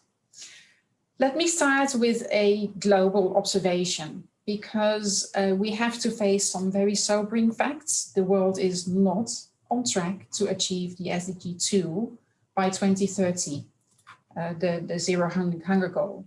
According to the Global Hunger Index, approximately 37 countries are tracking towards failing, even reaching low hunger status by 2030. And I think it's been mentioned before in this conference that things are getting worse due to COVID-19. My CABI colleagues in countries like Kenya and Uganda, which are not the worst on the Global Health Hunger Index scale, they recently did a study, which is now published in World Development, and they found that as a result of the pandemic, households had to change their dietary patterns by consuming less diverse diets, by skipping meals, and reducing portions of food consumed already. So the need for improving food security around the globe is increasingly urgent. Europe can and probably will take the lead in driving the agricultural research and innovation agenda towards that sustainable future with total food security for all. So zooming into Europe, what should not be overlooked when we talk about Europe's role in shaping the global transition on sustainable pathways, because that's after all the title of this session. First and foremost, let me echo previous session speakers that science, knowledge, and innovation is key in changing the story. In my experience, translating science outputs into tailor-made practical advice does contribute to adoption of best practices and sustainability. Secondly, I want to contribute 3 issues that I wish Europe won't overlook in its priority setting if we want to feed the planet together. So one is nutrition security. And I think we need to realize that over the past 50 years, our diets have become ever more similar. I'm sure Irene will agree with me. Staples like wheat, maize, and soybean, they have meant fewer people go hungry, but we need better nutrition to be more healthy. In addition, a homogeneous global food basket makes agriculture less diverse and therefore less resilient to threats such as pest and invasive species outbreaks. And these are likely to occur in many parts of the world as a result of both globalization of trade as well as climate change. My second point is biodiversity, and I wish to highlight in particular 2 elements. First, relating to invasive species. And these impact not only on natural, but also on productive land or water. Think about fall armyworm that is now attacking maize, even in Egypt already, after spreading very swiftly in Africa and through to Asia over recent years from its original home in the Americas. Such invasive species must be addressed through international cooperation efforts as they move across borders and threaten Europe as well as other continents. The other point in biodiversity is that I think we need to avoid losing the hidden biodiversity. And I'm referring to the microbes of this world that we still don't understand well enough, but may be essential in creating conducive agro-ecosystems as well as the entire microbiome on plants and animals. For example, there are microbes that fix nitrogen from the air. So we wouldn't necessarily need to use artificial fertilizers on crops. Let's think about these disruptive research items, which are being investigated, but more needs to be done to make agriculture more circular and sustainable. And the third point, and I think OECD already mentioned this, is of course the farmers as the stakeholders. Let's see them as partners rather than end beneficiaries of policy and research. We owe them, in particular in less developed parts of the world, as smallholder farmers in low and medium income countries are not really contributing to greenhouse gas emissions, but they are bearing the brunt of climate change. So let's keep thinking about true co-creation and participatory implementation of research, in particular with the next generation of farmers in mind, to look for ways to make agriculture deliver decent jobs and decent incomes. And with that, I would like to thank you for your attention. Back to you again, Leo. Thank you very much indeed, Johnny. A very timely reality check there for those of us sitting comfortably here in Europe. I'd like to open up the discussion now. We'll take questions. If anyone has questions in the audience, please feel free to post them onto the Q&A section of Zoom. We already have quite a few questions, but I'd like to begin really with picking up on something that James Lomax said. I'm curious to hear from the international agencies and then ultimately from FACCE about this. James talked about key lock-ins like subsidies, price protection, set aside. I wondered if this is, particularly looking at Europe, do the international agencies in this group agree that this is an issue that needs to be addressed by European policymakers? I mean, we are following, we have been monitoring subsidies in agriculture and all types of support since 1986. So that's sort of what we do in agriculture at OECD. So we have seen a lot of reforms going through, and Europe has actually gone through a lot of different reforms over the years, and in a good way, in a way. But lately, we haven't seen much changes in Europe and in many other countries. And at the same time, in the OECD, developed countries, same time, some of the emerging countries have increased some of their support. And we still feel that this level is too high, and especially the support that we think could be harmful to the environment is not sufficiently tackled, including in Europe, even though it's not the biggest of all. So there is still more efforts to be done, and every year we update our numbers and we have the same messages. We're not quite sure if it's influential because it's the same messages. We feel like we're repeating ourselves every year. But what we see, not us, OECD, but other organizations are actually, bringing this message forward, including UNEP. That, let's look at the subsidy, the World Bank, other institutions.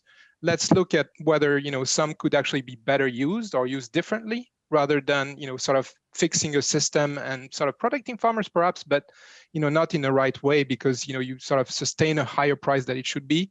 And you just keep them in a production system that won't be able to adapt to this new reality of sustainability and adaptation. So we agree with that and we continue following the numbers and hope they can be used. Jenny, could I pitch this to you as well? I should tell you, by the way, that in the back chat, I have a control line coming into me, and our technical people, I got an emoji, a clap emoji after you spoke. So I can assure you, you hit the right audience there. Our technical people were very supportive of what you were saying. But can I ask you about lock-ins? I mean, is this a particular concern? Looking at it from the developing world? Yes, certainly. The question what Europe does, looking at European policies and farmers and this entire population, and the leading by example, I think is watched very carefully from other countries with the hope, and I think Aniko in the previous session also referred to it, that Europe will indeed do good and do no harm. That is a phrase by the World Bank in all its lending policies, that you need to investigate, yes, will this indeed have a positive impact on society as a whole? But let's also think about, will this not have a negative impact on societies outside Europe, on which we also depend? Europe would be in a better place when there is better welfare across the planet. So in that sense, yeah, it's not maybe a direct answer to your question, but I think that is very, very important to take into consideration. And Thassos, what are your thoughts on James's point about these key lock-ins? Let me try to be more direct and not in between the lines where we want to say.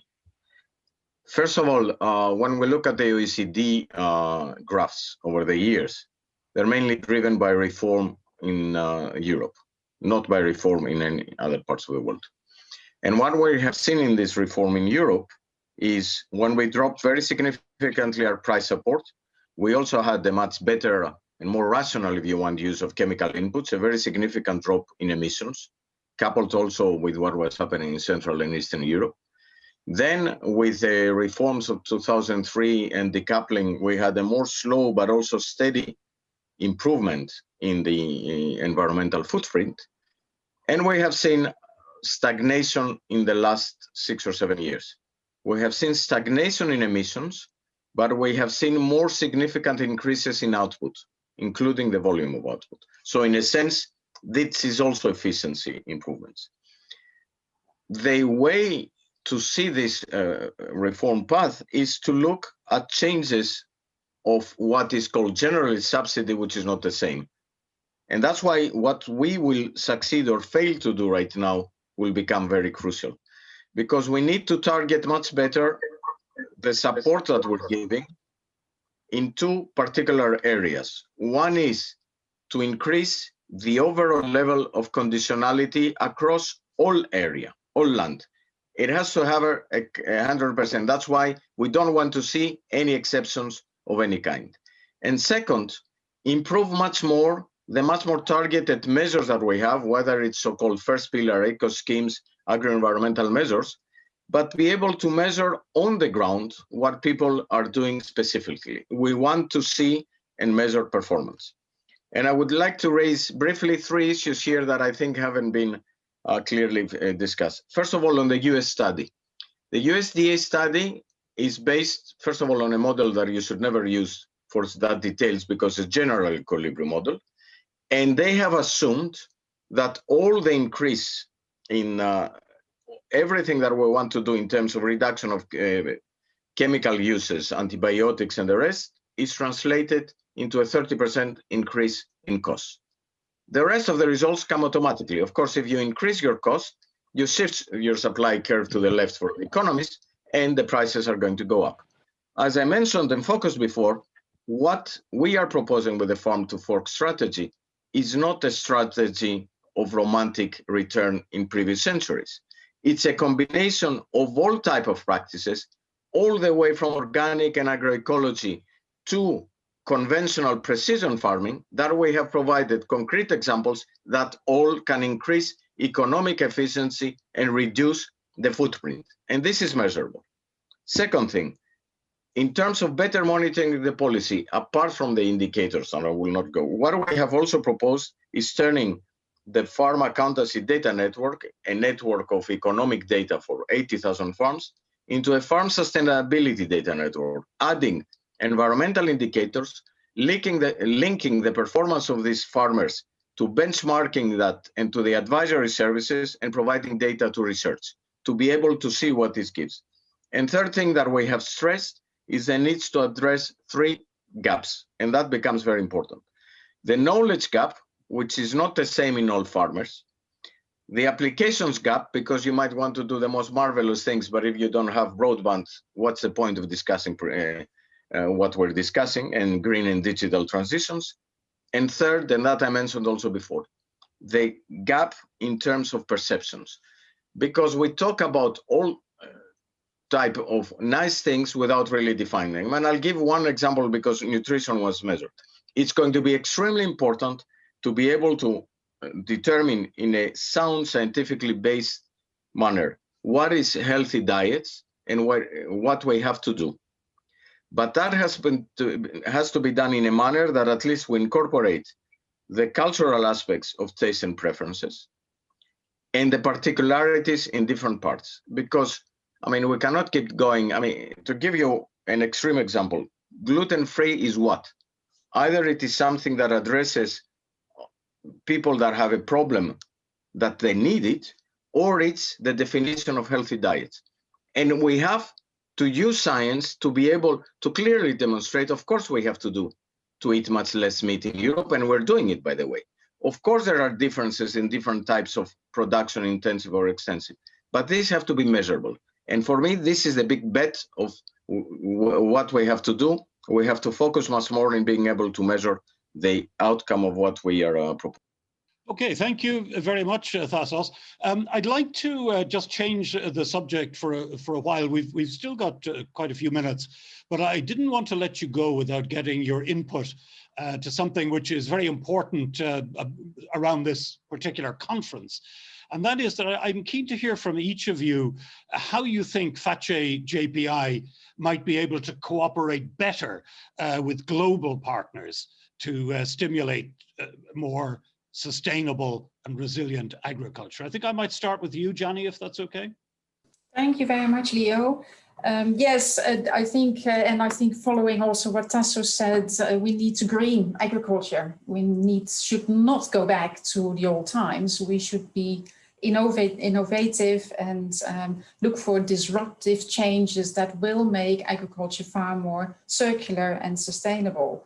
And what I would like to contribute here is that I hope that we will not work on the basis of replacing bad practice with good practice. Just as an example, replacing a hazardous pesticide with a biopesticide is a one-on-one replacement that you might like to do to phase out a certain type of pesticide. But of course, it's far more important to look for other ways of managing the problems that we have in our agro-ecosystems. And again, in that, we can learn from nature around the world. As an example, CABI does a lot of work on invasive species management using biological control, using nature to solve problems by itself. And that's not going back in time. That is looking very carefully and using research, very, very intensive research, to make sure that your biocontrol agent doesn't do anything negative to the environment where you are introducing it. Very important research, and that's global research. So there are lots of examples where international cooperation can support the work that we want to do in Europe. Thanks, Johnny. Irene, what are your thoughts on this, how FACCE might be able to cooperate better? I fully agree with Jenny. As our work has shown, there's so many local specificities, and there are still, if you understand the biological aspects behind them, lessons that you can draw and where you can make transfers with adjustments. So there is a huge opportunity of innovation to sustainably improve productivity, but and also reduce the negative aspects on biodiversity and other environmental spheres. I just had a comment with regard to the subsidies and the economic pieces, because there are also international initiatives like the system of environmental economic accounting for agriculture, forestry, and fisheries, where systems are developed to make countries better understand the interlinkages and statistics and data and cost between these different sectors and the social and environmental and economic sphere. So this is a bit potentially related to modeling, which are important communication tools for policymakers, but of course they don't replace the reality that has to really bridge from the farm to the highest level of policy making. Thank you. James, from your perspective in food systems and agriculture, what do you think FACCE might be doing better or not? I think this is a good question, and it comes into the, if you like, the sort of the nub of the issue about the role that research has. And of course, when we talk about transformation of our food system, this transformation has to be evidence-based, right? It has to be. Now, for policymakers, etc., other stakeholders to really start to think how structural transformation can be affected, then there needs to be evidence there to work out and to really, if you like, model what would be the trade-offs, if you like, of going down a particular route. And look, this is why I mentioned this issue of lock-ins, because if you deal with lock-ins, then you're dealing with really big systemic issues. And with that, you are going to get trade-offs. A classic one. Now, where I live in Nairobi, Kenya, this is where we have issues around farmers moving from monocultures or very basic, just 2 crop rotations to a more, if you like, optimal one, which would be a 5 or 6 crop rotation. It's issues around markets. It's around building confidence that change can happen. Now, I think FACCE-JPI has a very good role in this. In fact, one of the parts of the summit that I'm guiding, if you like, in my role when it comes to the Secretariat is around boosting nature positive production. This is a new, if you like, push that we are feeling, this movement around farming becoming regenerative and something that is net positive when it comes to environment and nutrition and livelihoods. And I think we can be there. I mean, the nature base of our food production has been eroded to the extent now that farmers don't understand the nature base of how they produce. So I think there's a huge role to play that research has to play in FACCE-JPI in particular. Thank you. And Guillaume, did you have any thoughts on this particular issue of FACCE and how it can work better with global partners? So I will actually cite an example we have in-house that is really small. So it's not FACCE-JPI as big. It's called a Cooperative Research Program on Sustainable and Agricultural Food Systems. And it's basically a small grant mechanism where we provide grants to people that want to travel from one country, researchers, to another country to spend 6 months and work with them. So this is like the membership of this organization goes throughout the OECD countries, but like a New Zealander could go to, I don't know, a country of the EU, or the reverse, an Italian could go to the US for 6 months, and we basically provide a grant to travel. And then there's a sponsorship of conference that has to imply 2 different members to 2 different countries. So, you know, together we make a big conference on soils, you know, and we're scientists and we apply to that, and we do it with those different countries that have different views. And so I think, I mean, I don't know at the scale of FACCE-JPI, if this is something outside of the membership, whether you could imply those other countries or have some initiative after the program is finished to put together a conference with some others countries that have, you know, researchers elsewhere that could also bring different perspective and exchange on that and produce some kind of a book or a report or article or whatever, or just at the individual level, people from a particular project would go for 6 months and the reverse would come. I mean, that's perhaps basic, but I thought I would make that point. Okay, thank you very much. We're coming quite close to the end of this, sadly, but I wanted to bring it back down, another reality check, as it were, a question that's come in about human migration. I think I'll pitch this to Gianni to begin with, but it is a much broader question, and I'm keen for each panelist to respond briefly, if you can, please, because, as I said, we are coming towards the end of this. But this question is about human migration and linked to food insecurity in developing countries, obviously partly due to climate change. The questioner asks, is it a political question for the European Union? Is there enough research on this question being done in Europe? And is it possible that there could be supports from Horizon Europe for this? Gianni, your thoughts? Wow, that's a very big question. Thank you, Leo. I always refer back to the statement, a hungry man is an angry man. So food security is extremely important for peace and prosperity. But on the other hand, we can produce enough food for the world. So yes, it is a political issue. And yes, of course, it's important for Europe.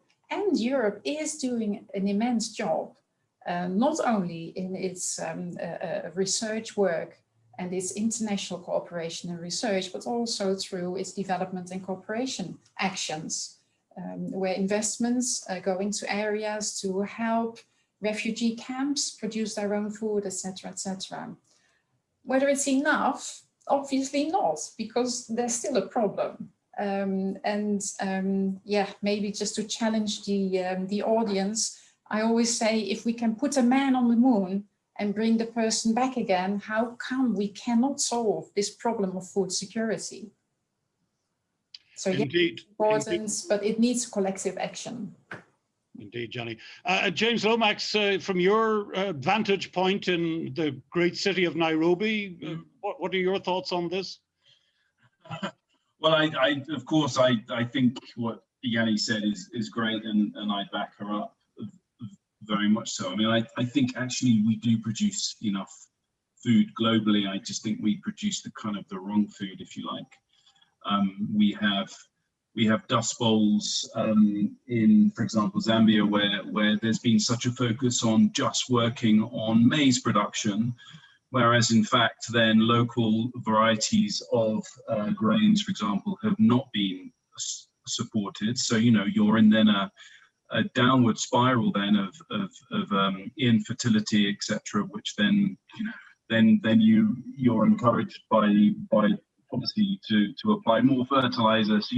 Again, it's a lock-in, right? But to get to migration, WFP actually is evolving. It's really evolving to go from a relief organization to a more of a aid and development one. So really working with farmers. So food insecurity and things like migration.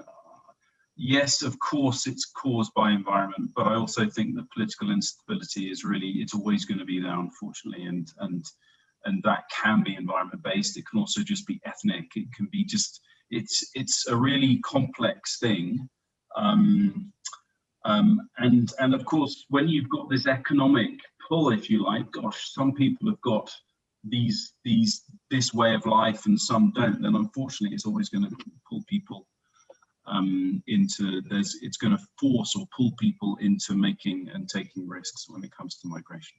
Thank you. Thanks, James. Irene, your thoughts? I would agree that migration is a political issue. It's also a political issue for Europe. I have no knowledge about what type of research is going on in Europe. The FAO did a State of Food and Agriculture report on migration 1 or 2 years ago, which looks at that from a global level. Food insecurity is, as James said, one of the factors, but there are many other factors. And it's often, and that brings again the question of inclusion, it's the more wealthy ones, the ones that can move, that are moving, leaving the women, the children, the old people behind, increasing a downward spiral of rural development.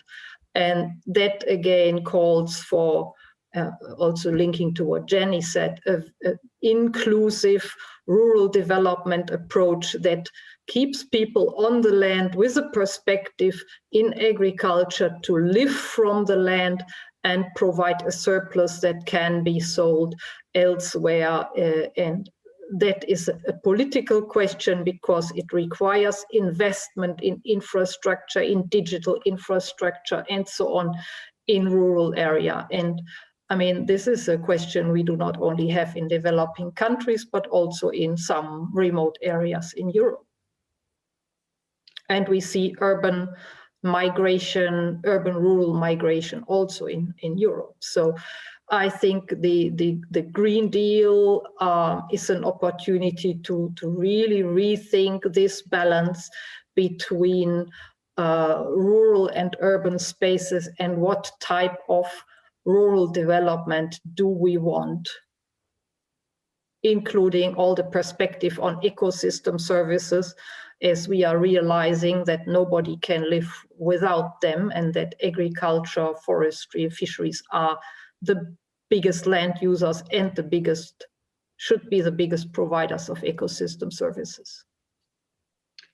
Thank you very much. Guillaume, we've still got a couple of minutes if you would like to contribute.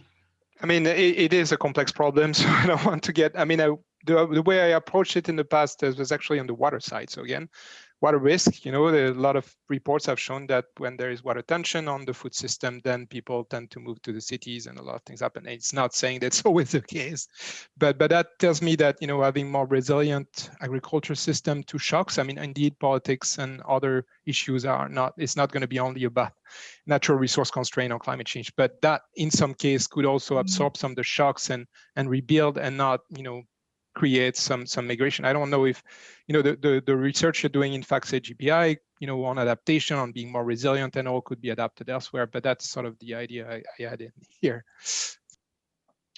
Okay, well, and I'll give the final word to Thassos.